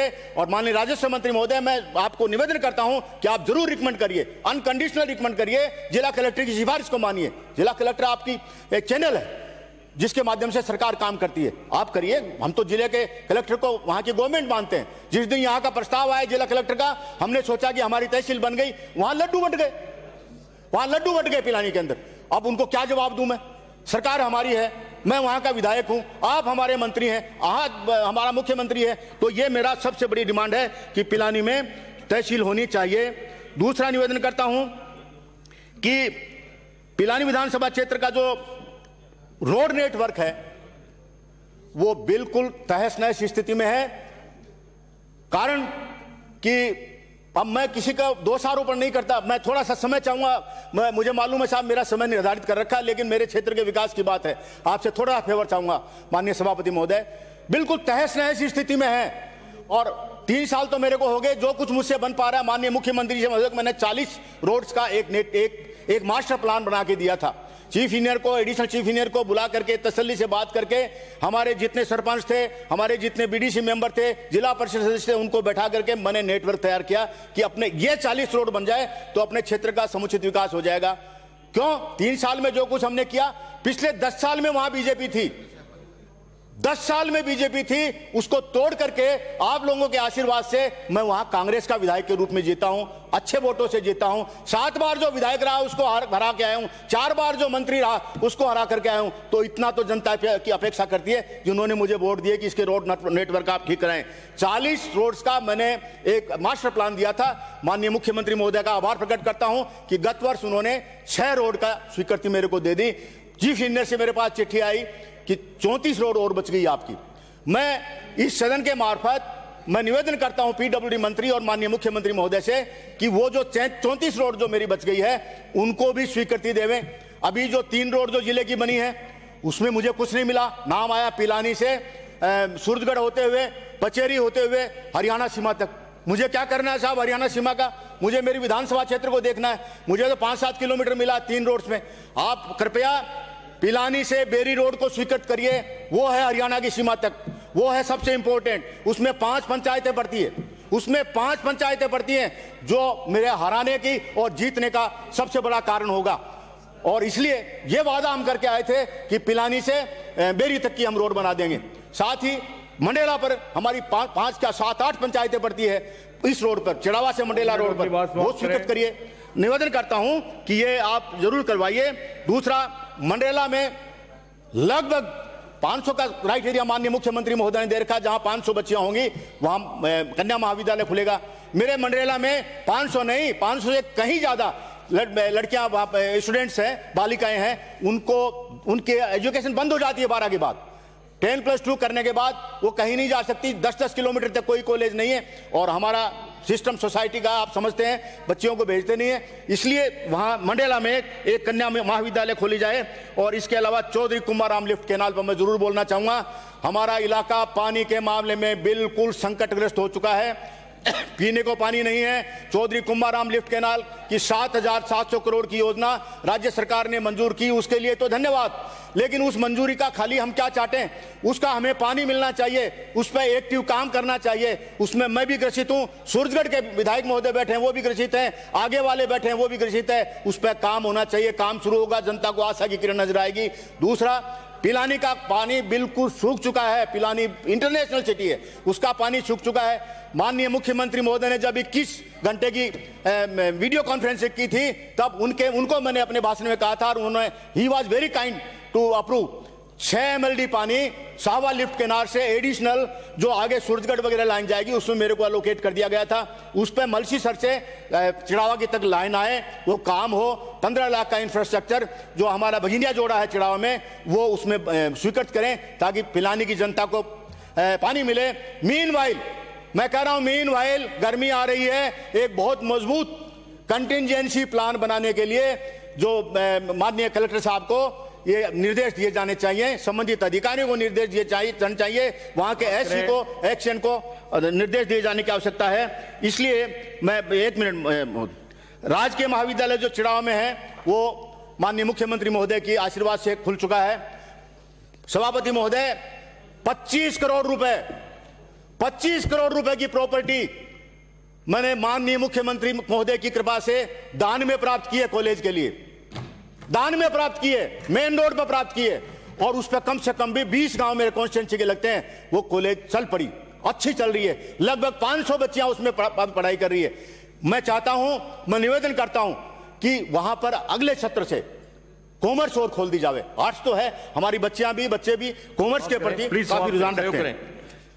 तो अंत में यही निवेदन करना चाहता हूं कि एक चिट्ठी मैंने सर एक मिनट लूंगा सर, एक चिट्ठी मैंने माननीय मुख्यमंत्री महोदय को 21 फरवरी को लिखी है और निवेदन किया है कि राज्य की संचित निधि से नगरीय निकायों के अधिकारी और कर्मचारियों की वेतन भत्तों का भुगतान किया जाए, क्योंकि सारे नगरीय इकाइयां बहुत आर्थिक स्थिति से कमजोर हैं। सभापति महोदय, बोलने को तो बहुत कुछ है, लेकिन आपने इतना भी समय दिया, इसके लिए बहुत बहुत धन्यवाद। Thank you very much. नमस्कार। श्री सुभाष पूनिया। माननीय सभापति जी, आज बजट के ऊपर मुझे बोलने का मौका दिया, इसके लिए आपको बहुत बहुत धन्यवाद। सर्वप्रथम तो मैं आपसे आग्रह करना चाहूंगा कि मुख्यमंत्री के 2 घंटे और 56 मिनट का जो बजट का भाषण था, अगर वो बजट धरातल पर उतर जाए तो मैं समझूंगा इस राजस्थान का कायाकल्प हो जाएगा। लेकिन पूर्व की भांति 3 बजट हम देख चुके हैं और चौथा बजट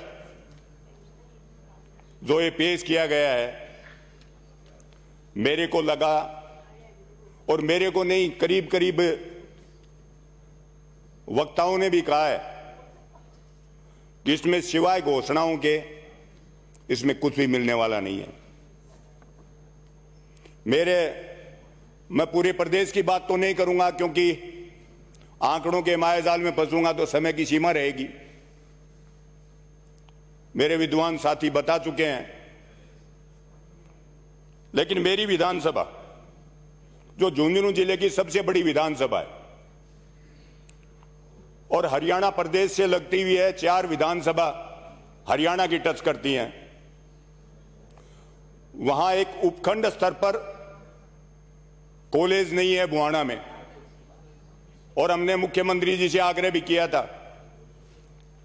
पिछले बजट सत्र में भी प्रश्न लगाया था और मुख्यमंत्री जी की घोषणा भी थी कि जहां 500 से ऊपर सरकारी स्कूल में बच्चियां होंगी वहां हम सरकारी कॉलेज देंगे लड़कियों के लिए। लेकिन मेरे को बजट में नहीं दिया गया।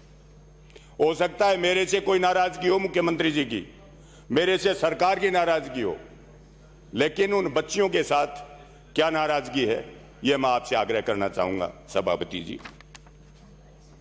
36 महाविद्यालयों की घोषणा की गई है, लेकिन क्या सूरजगढ़ इसके काबिल नहीं था? लेकिन खैर कोई बात नहीं। अभी पिलानी से आने वाले माननीय सदस्य, पिछली बार इन्होंने भी घोषणा करवाई थी पिलानी में कृषि उपज मंडी समिति की। 12 महीने बीत चुके, आज तक कहीं कृषि उपज मंडी समिति नहीं है। मैं झुंझुनू जिले की बात कर रहा हूं। पॉलिटेक्निक भी कहीं नहीं है, गवर्नमेंट पॉलिटेक्निक। मैंने सुना कि वो भी झुंझुनू में चल रही है। ये हाल कांग्रेस के भी जहां से विधायक हैं उनका है।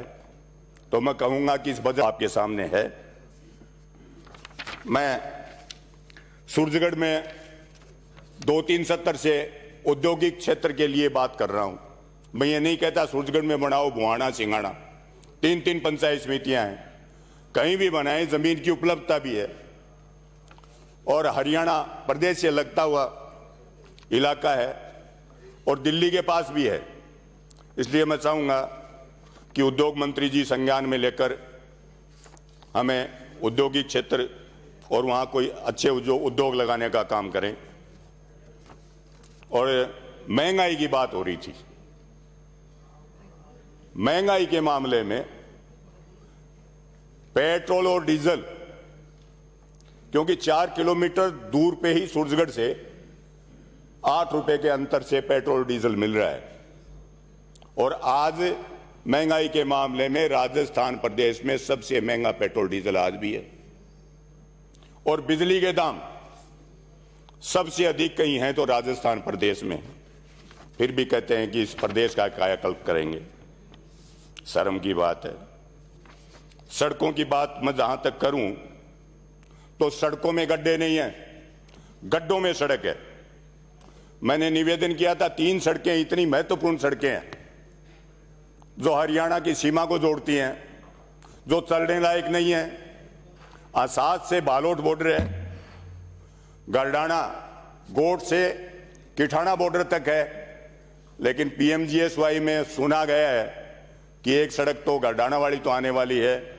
लेकिन मैं पीडब्ल्यूडी मिनिस्टर से आग्रह करना चाहूंगा कि एक आसाद से चुड़ीना की जो रोड है वो इस बजट में ली जाए। ये भी मेरा आग्रह रहेगा। अभी मुख्यमंत्री जी ने 10 करोड़ की सड़कों की घोषणा की है हर विधानसभा क्षेत्र में। तो 3 करोड़ रुपए तो मिसिंग लिंक के दिए और 7 करोड़ रुपए नॉन पेचेबल के लिए दिए। तो मेरा आपसे आग्रह रहेगा सभापति जी कि इसका आप 10 करोड़ रुपए हमें मिसिंग लिंक के दिए जाएं, ये भी मैं आग्रह करना चाहूँगा। नगर पालिका सूरजगढ़ की सीवरेज के लिए मैं पिछले सभी सत्र में आग्रह कर चुका हूं, पर्सन के माध्यम से भी, 295 के माध्यम से भी, लेकिन आज तक सूरजगढ़ नगर पालिका में सीवरेज की कोई व्यवस्था नहीं है। यह भी मैं यूडीएस मिनिस्टर साहब से आग्रह करना चाहूंगा। और पेयजल पिलानी से आने वाले माननीय सदस्य भी अभी कह रहे थे कि 3 साल से कुंभाराम लिफ्ट परियोजना को झुंझुना हमें पकड़ा रखा है और इन्होंने कहा है कि हमारे पास पैसा नहीं है। तो ये 50% पैसा इन्होंने जल जीवन मिशन से उठा लिया है इस कुंभाराम लिफ्ट परियोजना में। और जायका कंपनी जो जापान की है उसमें 50% उसके द्वारा वित्त पोषित किया गया है।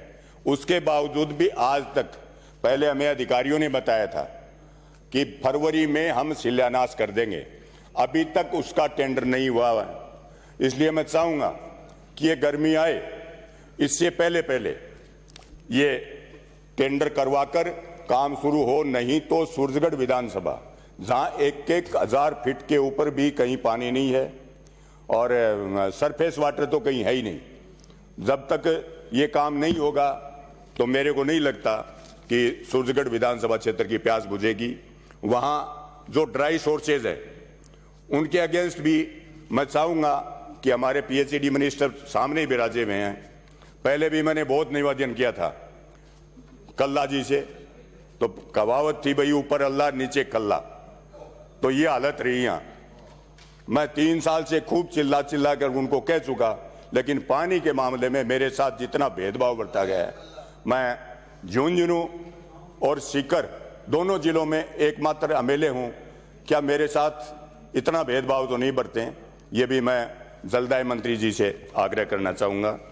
मैं आखिर में बुहाना में एक मुकदमों के हिसाब से एडीजे न्यायालय की सख्त आवश्यकता है। मुख्य बात तो मेरी रह गई, तो मैं चाहूंगा कि वहां भी एडीजे कोर्ट की खोलने की कृपा करें। और बिजली के मामले में जो बूंद बूंद सिंचाई परियोजना में योजना में जो फाइल जमा हुई और उनके डिमांड नोटिस भी जमा हो चुके और हजारों कनेक्शन आज भी किसानों के बकाया हैं। कभी किसान जाता है तो उनका पैसा, डिमांड नोटिस का पैसा भी जमा हो गया, कभी कहते हैं खंबा नहीं है, पोल उपलब्ध कराने के बाद तार नहीं है, तार मिल जाता है तो ट्रांसफार्मर नहीं है। इसलिए किसानों के साथ जो ये लूट हुई है, और मुख्यमंत्री जी ने जो घोषणा की है कि 2 साल में हम सारे कनेक्शन दे देंगे, मैं आपसे आग्रह करना चाहूंगा कि जो पैसा जमा है, और बूंद बूंद सिंचाई में तो ये था कि पैसा जमा होते ही कनेक्शन मिलेगा, तो मैं आग्रह करना चाहूंगा कि अभी तक कोई कनेक्शन नहीं हुआ, किसानों को अतिशीघ्र कनेक्शन दिए जाएं। और नंदीसाला आज वो पर्सन भी लगा था, पिछले 3 साल से हर पंचायत समिति स्तर पर नंदीसाला खोलने का जो घोषणा हुई थी, आज तक कहीं अता पता नहीं है। एक भी नंदीसाला पूरे प्रदेश में नहीं खोलेगी है। किसान आवारा पशुओं से परेशान है, किसान पलायन की स्थिति में है, किसान ने खेती छोड़ने का काम किया है। इसलिए मैं आग्रह करना चाहूंगा पंचायत समिति स्तर पर अतिशीघ्र ये नंदीसाला खोली जाए। और मेडिकल के क्षेत्र में सभी जिलों में मेडिकल कॉलेज खुल गई, लेकिन हमें एक आशा बंधी थी कि झुंझुनू में मेडिकल कॉलेज अतिशीघ्र खुलेगा, लेकिन आज तक मेडिकल कॉलेज का कोई नाम नहीं है। अभी हमने सोचा था कि भाई 2 मंत्री वहां से बनाए और 2 विद्वान मुख्यमंत्री जी के सलाहकार बनाए हैं, तो निश्चित रूप से ये काम भी जल्दी होगा, लेकिन मेरे को लगता है आज तक वो भी कहीं नहीं है। इसलिए मैं चाहूंगा कि ये मेडिकल कॉलेज का भी काम जल्दी से जल्दी हो। अंत में मैं एक बात और कहना चाहूंगा कि किसानों के लिए जो 12 महीने से एक ढिंढोरा पीट रहे थे कि भाई किसान का बजट हम अलग से जारी करेंगे, वो कैसा बजट आया है वो भी आपसे छिपा हुआ नहीं है। मेरे पूर्व में मेरे साथी वक्ता बता चुके हैं, किसान को ये झुंझुना पकड़ाया है। निश्चित रूप से किसान जो आने वाला 2023 में इस बजट को देखकर ही बदला लेगा और इस सरकार की विदाई तय है, यही मैं आपसे आग्रह करना चाहूंगा। अब जो भी मेरा सूरजगढ़ विधानसभा इन चीजों से वंचित रहा है, आपसे आग्रह करना चाहूंगा इन चीजों की व्यवस्था करें। बहुत बहुत धन्यवाद। एक मिनट माननीय सदस्य, एक मिनट माननीय सदस्य, एक मिनट। माननीय सभापति महोदय, मैं प्रस्ताव करता हूं कि सदन का समय 7 बजे तक के लिए बढ़ा दिया जाए। सदन का समय 7 बजे तक बढ़ाया जाए। सदन का समय 7 बजे तक बढ़ाया गया। श्रीमती मीना कंवर। माननीय सभापति महोदय जी, मैं शुक्रगुजार हूं कि आपने मुझे बजट 2022-23 पर बोलने का अवसर दिया। मैं राजस्थान के जननायक मुख्यमंत्री जी श्री अशोक गहलोत साहब का धन्यवाद ज्ञापित करना चाहती हूं। उन्होंने किसान वर्ग, सरकारी कर्मचारियों, मजदूरों व 36 कौमों का ध्यान रखते हुए इतना ऐतिहासिक बजट पेश किया है। इसके लिए माननीय मुख्यमंत्री जी का बहुत बहुत धन्यवाद ज्ञापित करना चाहूंगी। माननीय सभापति महोदय, माननीय मुख्यमंत्री महोदय ने चिरंजीव योजना का दायरा 5 लाख से बढ़ाकर 10 लाख किया। इसके लिए पूरा प्रदेश माननीय मुख्यमंत्री जी का धन्यवाद ज्ञापित करता है। साथ ही चिरंजीव योजना में दुर्घटना बीमा योजना शुरू की है। इससे भी राजस्थान की आम जनता को बहुत लाभ मिलेगा। इसके लिए मैं आपका बहुत बहुत धन्यवाद देती हूँ। सभापति महोदय, माननीय मुख्यमंत्री जी के द्वारा सरकारी कर्मचारियों के लिए पुरानी पेंशन योजना लागू करना कर्मचारियों के लिए बहुत ही ऐतिहासिक कदम है। इसके लिए जितनी सराहना की जाए उतनी ही कम है, क्योंकि राजस्थान एकमात्र ऐसा राज्य है जो पुरानी पेंशन है। इससे कर्मचारियों के साथ उनके परिवार के लोगों में खुशी की लहर छा गई है। सभापति महोदय, सभापति महोदय, मैं सदन के माध्यम से माननीय मुख्यमंत्री जी को बताना चाहती हूँ कि पूर्व मंत्री जी दाता हुक्म स्वर्गीय खेत सिंह जी राठौड़ की आत्मा भी आपको आशीष दे रही होगी कि साथ ही मेरे शेरगढ़ के विकास में जो कमियां रह गई थी वो माननीय गहलोत साहब ने पूरा किया है। मैं सदन को बताना चाहती हूँ कि माननीय मुख्यमंत्री जी ने मेरी क्षेत्र की जनता को ऐतिहासिक सौगातें दी है, जिससे नवगठित पंचायत समिति चामू में पुलिस थाना खोलने से मेरे क्षेत्र की जनता को 40 किलोमीटर दूर देचू नहीं जाना पड़ेगा। इससे आम जनों में खुशी की लहर छा गई है। साथ ही चामू पंचायत समिति को उप तहसील एवं कृषि क्षेत्र में होने के कारण गौण कृषि मंडी खोलने पर माननीय मुख्यमंत्री जी को मैं सदन के माध्यम से हार्दिक धन्यवाद और आभार प्रकट करना चाहूंगी। मेरी पंचायत समिति शेखाला में कन्या महाविद्यालयों एवं स्थायी पुलिस चौकी करने में पंचायत समिति बालेसर की ग्राम पंचायत, आगोलाई में ITI कॉलेज खोलने, खुडियाला में औद्योगिक क्षेत्र व पशु चिकित्सालय क्रमोन्नत करने पर, प्रथम श्रेणी में पशु चिकित्सालय बनाने की घोषणा करने पर मैं मेरी क्षेत्र की जनता की तरफ से माननीय मुख्यमंत्री जी का अधिक आभार प्रकट करना चाहूंगी और धन्यवाद भी देना चाहूंगी। साथ ही मेरी विधानसभा क्षेत्र में बालेसर की खनन क्षेत्र है, जहां उसमें क्वारी लाइसेंस की अवधि गत भाजपा सरकार ने कम करके 2025 कर दी थी, जिसको माननीय गहलोत साहब ने बढ़ाकर 240 कर दिया गया है। इसके लिए शेरगढ़ विधानसभा क्षेत्र के 40,000 खनन श्रमिक आपको धन्यवाद देना चाहेंगे। माननीय सभापति महोदय, मेरी विधानसभा क्षेत्र में पानी की भयंकर समस्या है। उसको देखते हुए दीवानिया नाथडाऊ परियोजना में 330 करोड़ 52 लाख रुपए स्वीकृत करने पर शेरगढ़ के 372 राजस्व गांव के नागरिक आपको धन्यवाद ज्ञापित करते हैं। माननीय मुख्यमंत्री महोदय, इतनी बड़ी सौगात देने के लिए आज स्वर्ग में बैठे मेरे पूर्व मंत्री दाता हुक्म खेत सिंह जी राठौड़ भी आपको धन्यवाद देते होंगे। आपने मेरे जाने के बाद मेरी क्षेत्र की जनता का सुख दुख में ख्याल रखा है।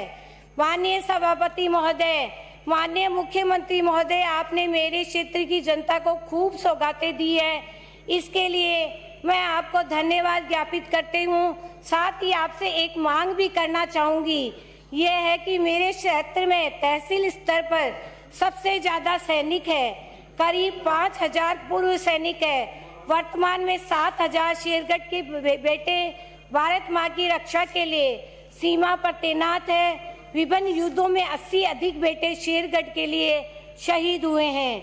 माननीय मुख्यमंत्री महोदय से उनकी स्मृतियों को अमर करने के लिए फलोदी रोड फाटा पर एक शहीद स्मारक बनाने का निर्माण करवाया जाए, अति आवश्यक है। मुझे पूर्ण विश्वास है कि आप शहीद स्मारक का नायाब तोहफा हमें देंगे और वीर प्रसूता की भूमि शेरगढ़ को गौरवान्वित प्रस्तुत करेंगे।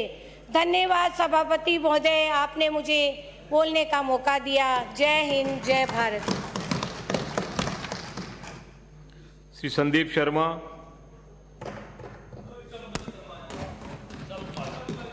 माननीय अध्यक्ष महोदय, सभापति महोदय, आपने मुझे बजट अभिभाषण पर बोलने का अवसर दिया, आपका बहुत बहुत आभार। माननीय मुख्यमंत्री जी ने अपने बजट उद्बोधन में हमें संबोधित किया और उन्होंने 2022-23 का चौथा बजट सदन में रखा।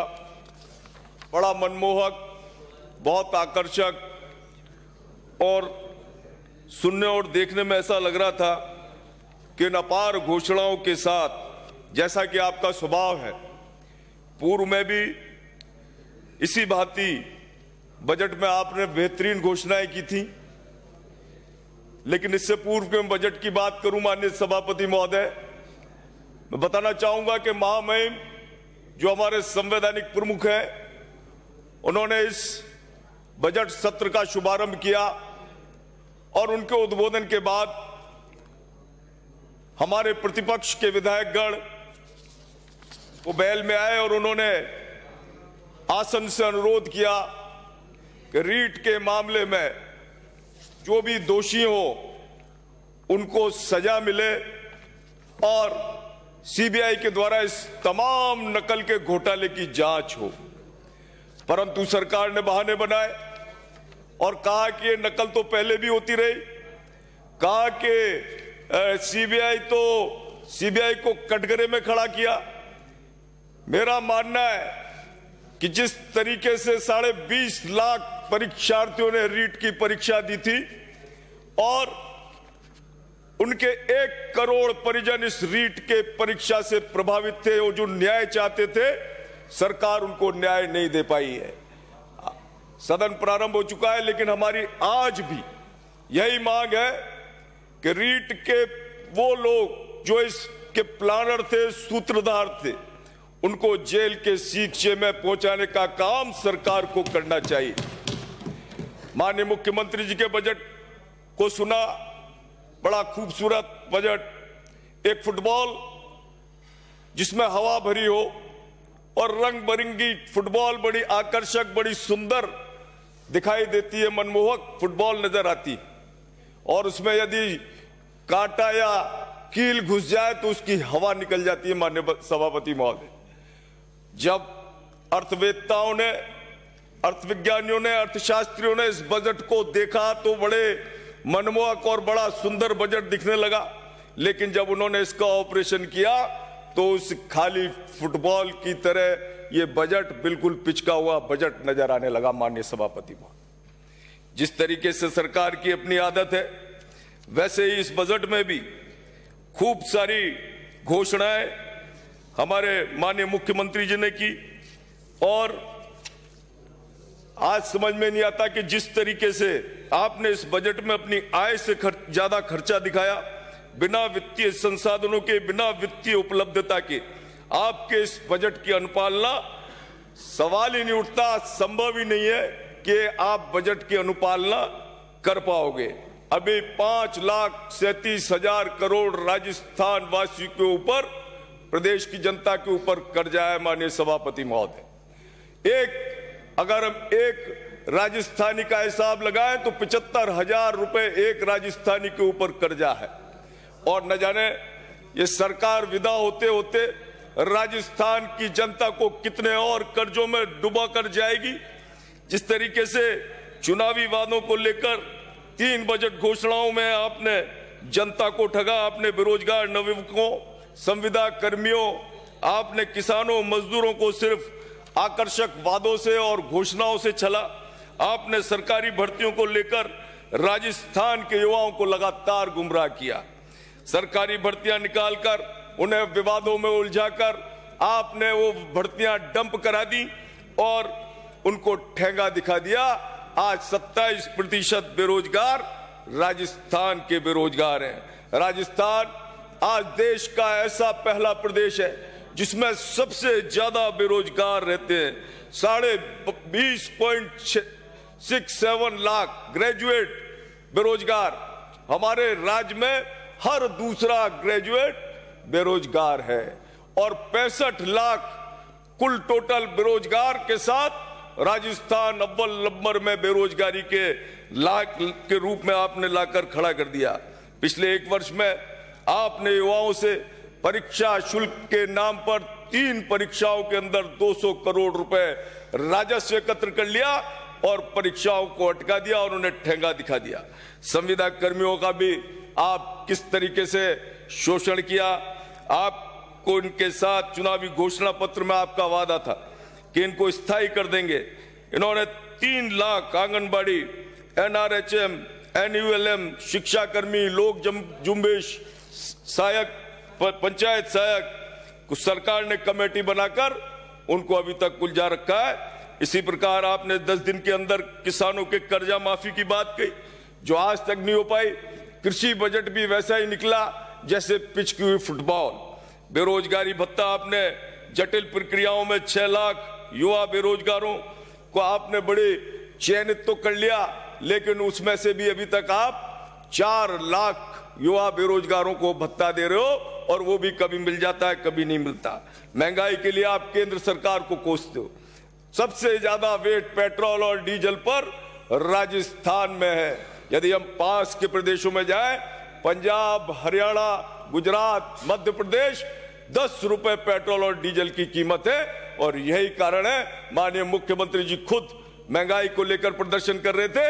अगर आप वेट हटा दो तो महंगाई वैसे कम हो जाए। माननीय मुख्यमंत्री जी, शिक्षा को लेकर आपके वादे, 122 कॉलेज आपने पहले खोल दिए, 36 कॉलेजों की घोषणा इस बजट में कर दी और 4 वो कॉलेज जिनको आपने विधायकों के नाम पर खोलने का खोलकर आपने वाहवाही लूटी थी, उसमें एक भी कॉलेजों में अभी मैं समझता हूं खुद आपके शिक्षा मंत्री जी इस बात को स्वीकार कर रहे थे कि उन कॉलेजों के लिए भू आवंटन भी नहीं हुआ। 80% कॉलेजों के लिए मूलभूत सुविधा, शिक्षक और स्टाफ तो बहुत दूर की बात है।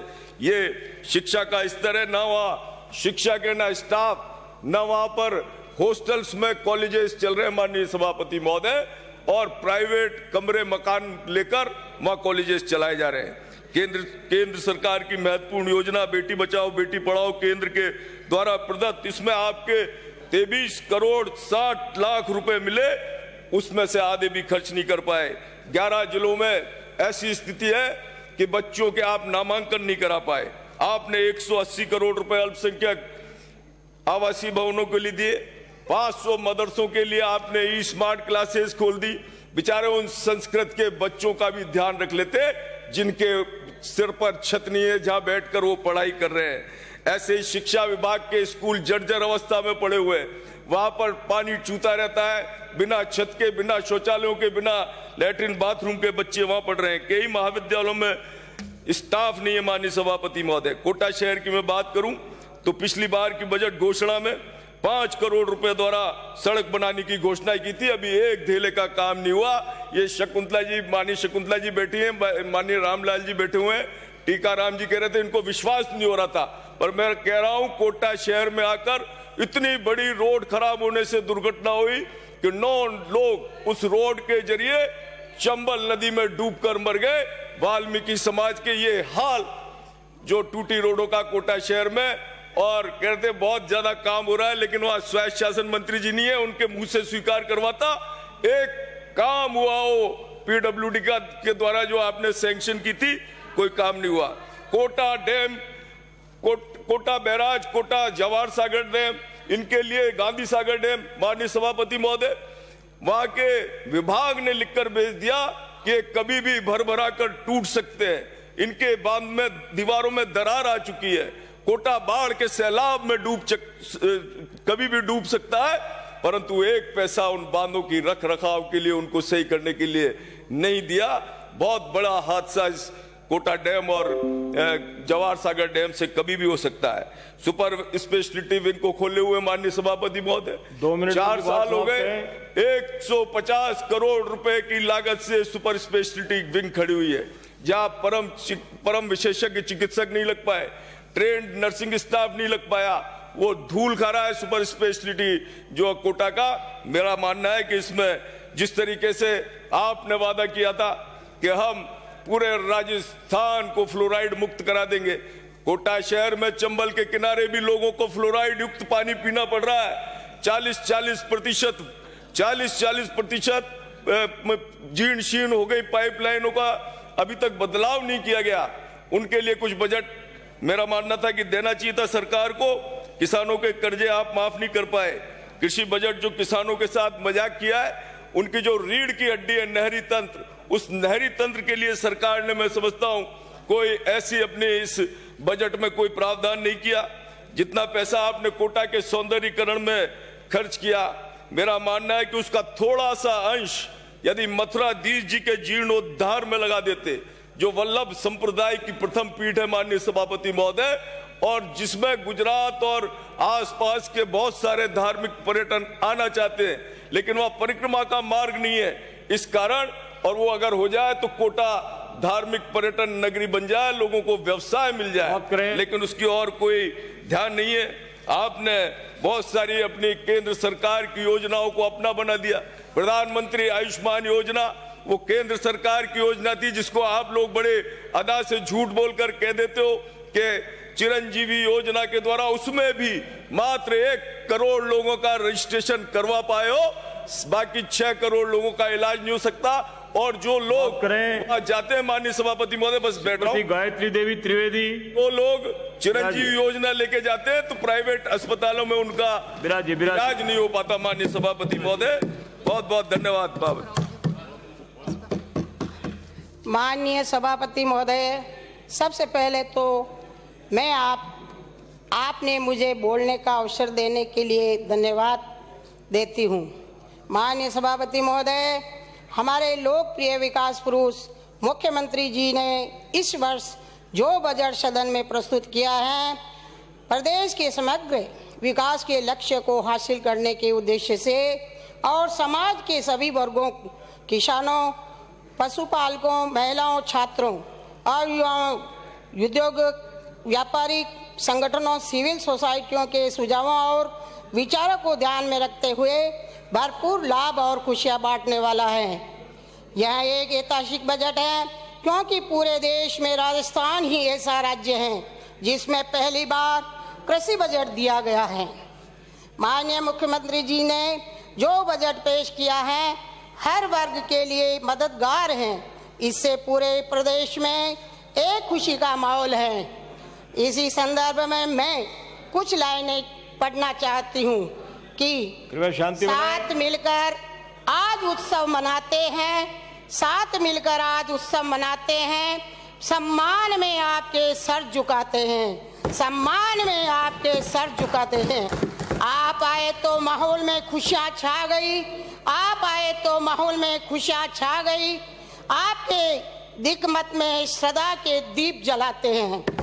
माननीय मुख्यमंत्री जी द्वारा भीलवाड़ा जिले और मेरे सहाड़ा विधानसभा क्षेत्र के लिए इस बजट में जो घोषणाएं की हैं उसके लिए मैं हृदय से उनका आभार व्यक्त करती हूं।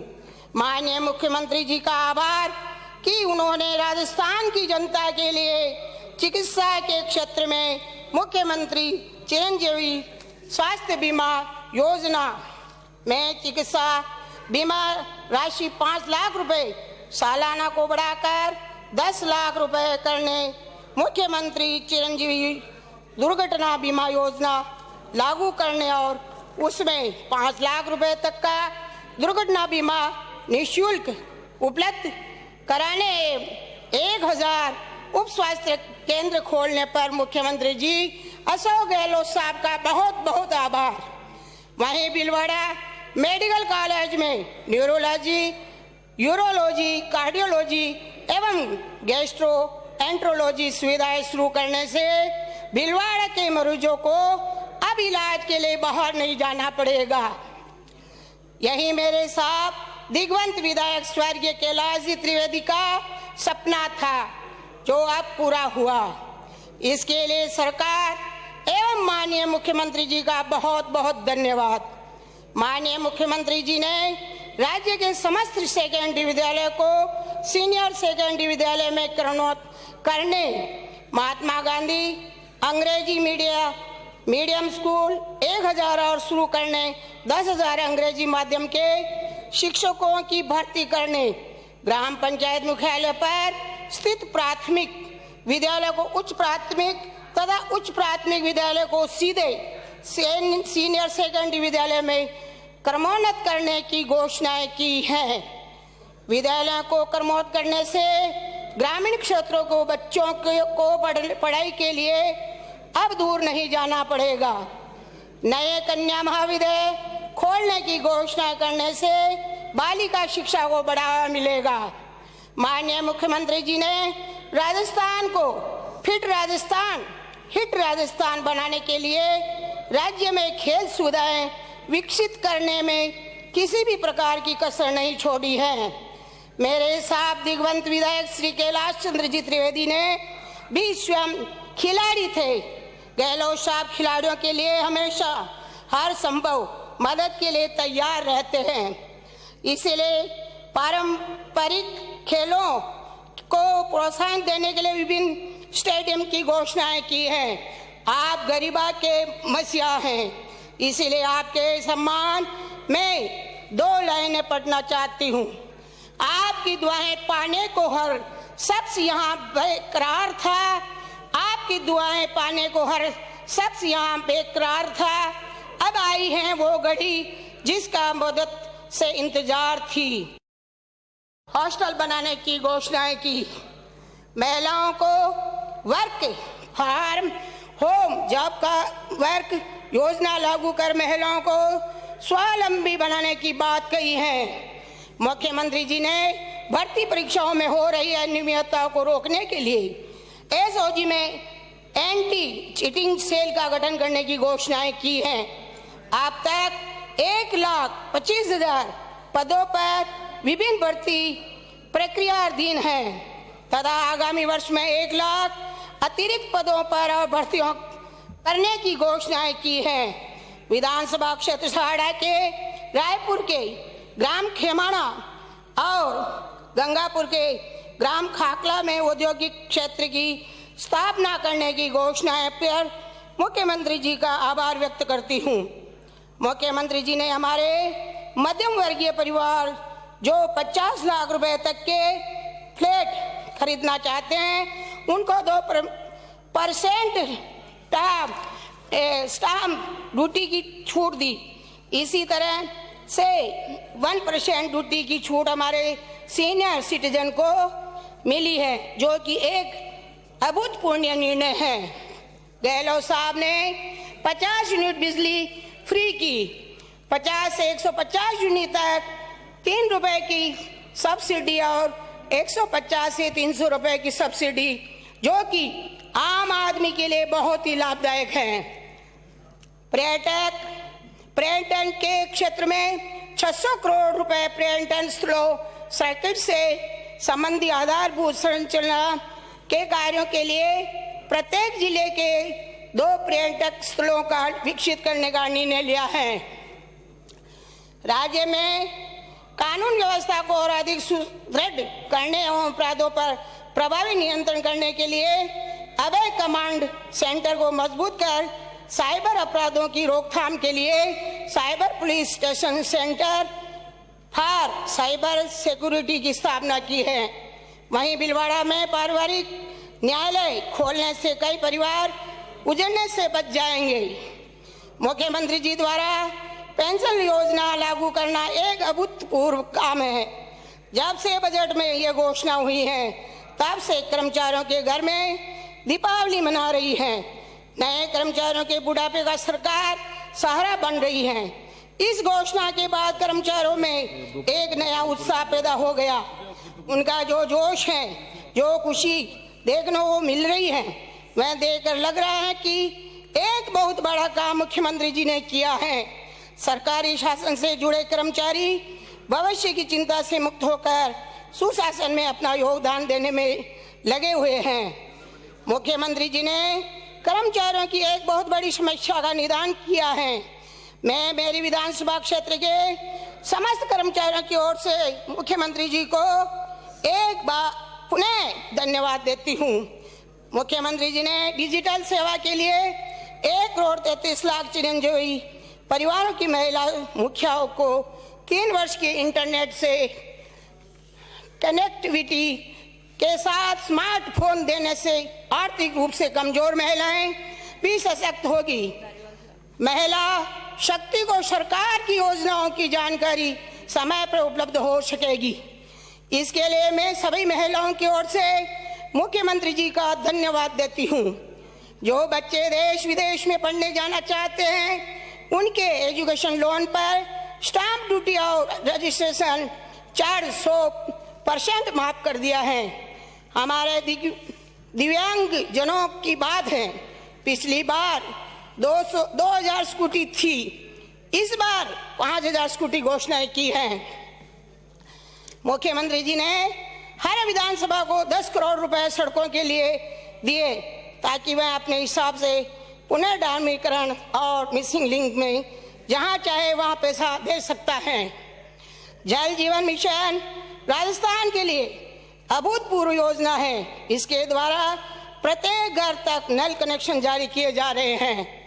माननीय मुख्यमंत्री जी, आपकी कार्यशैली से आज हर वर्ग हर खुश हैं। इसीलिए मैं कहना चाहूंगी कि हर फूल बाग में लगाए नहीं जाते हैं, हर फूल बाग में लगाए नहीं जाते हैं, हर लोग महफिल में बुलाए नहीं जाते हैं, हर लोग महफिल में बुलाए नहीं जाते हैं। कोई तो पास आकर भी याद नहीं आते, कोई तो पास आकर भी याद नहीं आते, आप कुछ दूर होकर भी बुलाए नहीं जाते, आप कुछ दूर होकर भी बुलाए नहीं जाते।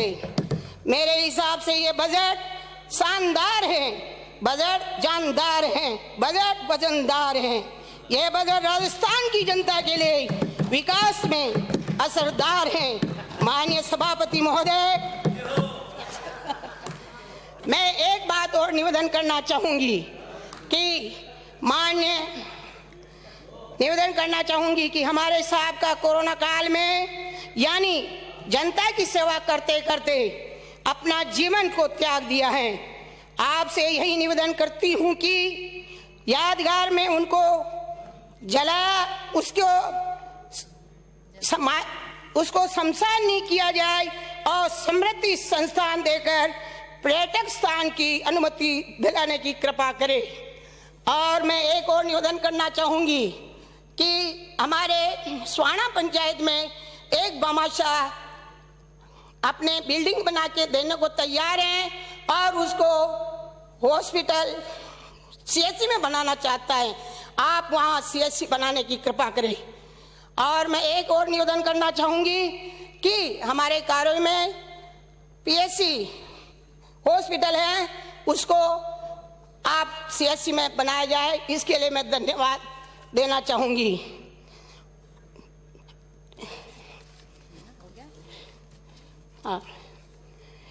यह बजट राजस्थान की जनता के लिए विकास में असरदार। माननीय सभापति महोदय, मेरी बात सुनी उसके लिए भी धन्यवाद और जय हिंद, जय भारत।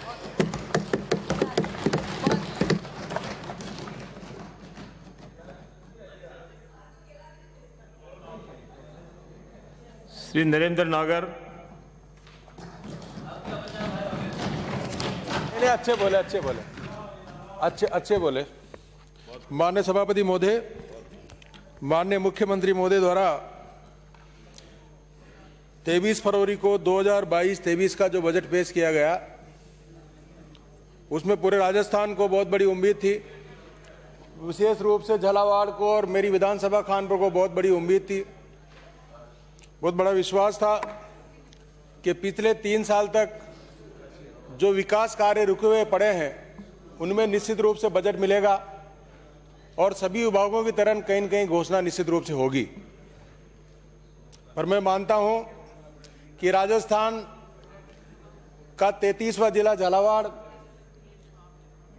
लगता है कि झालावाड़ राजस्थान का जिला नहीं है। उसी हिसाब से कानपुर विधानसभा क्षेत्र का इस बजट में कहीं नाम नहीं है। बड़ी निराशा मेरी विधानसभा के लोगों को लगी। एक पुल का निर्माण जरूर मुख्यमंत्री जी ने घोषणा की है, उसके लिए मैं धन्यवाद देता हूं। एक पुल की समस्या थी। सीनियर सेकेंडरी स्कूल तो मुख्यमंत्री जी ने पहले ही खोल दिए ज्यादातर झालावाड़ में, पर फिर भी जो घोषणा हुई, अच्छी घोषणा, उसका मैं स्वागत करता हूं, सम्मान करता हूं। और जो समस्या है मेरी विधानसभा के, उसके लिए मैं आंकड़ों के जाल में तो उलझना नहीं चाहता, पर जो क्षेत्र की जो समस्या, उसका सभापति महोदय आपके माध्यम से सरकार का ध्यान आकर्षित करता हूं। विशेष रूप से चिकित्सा और स्वास्थ्य विभाग की बात करूं तो कानपुर विधानसभा क्षेत्र में कानपुर मुख्यालय पर बहुत बड़ी समस्या है। डॉक्टरों की जब से सरकार बनी, एक डॉक्टर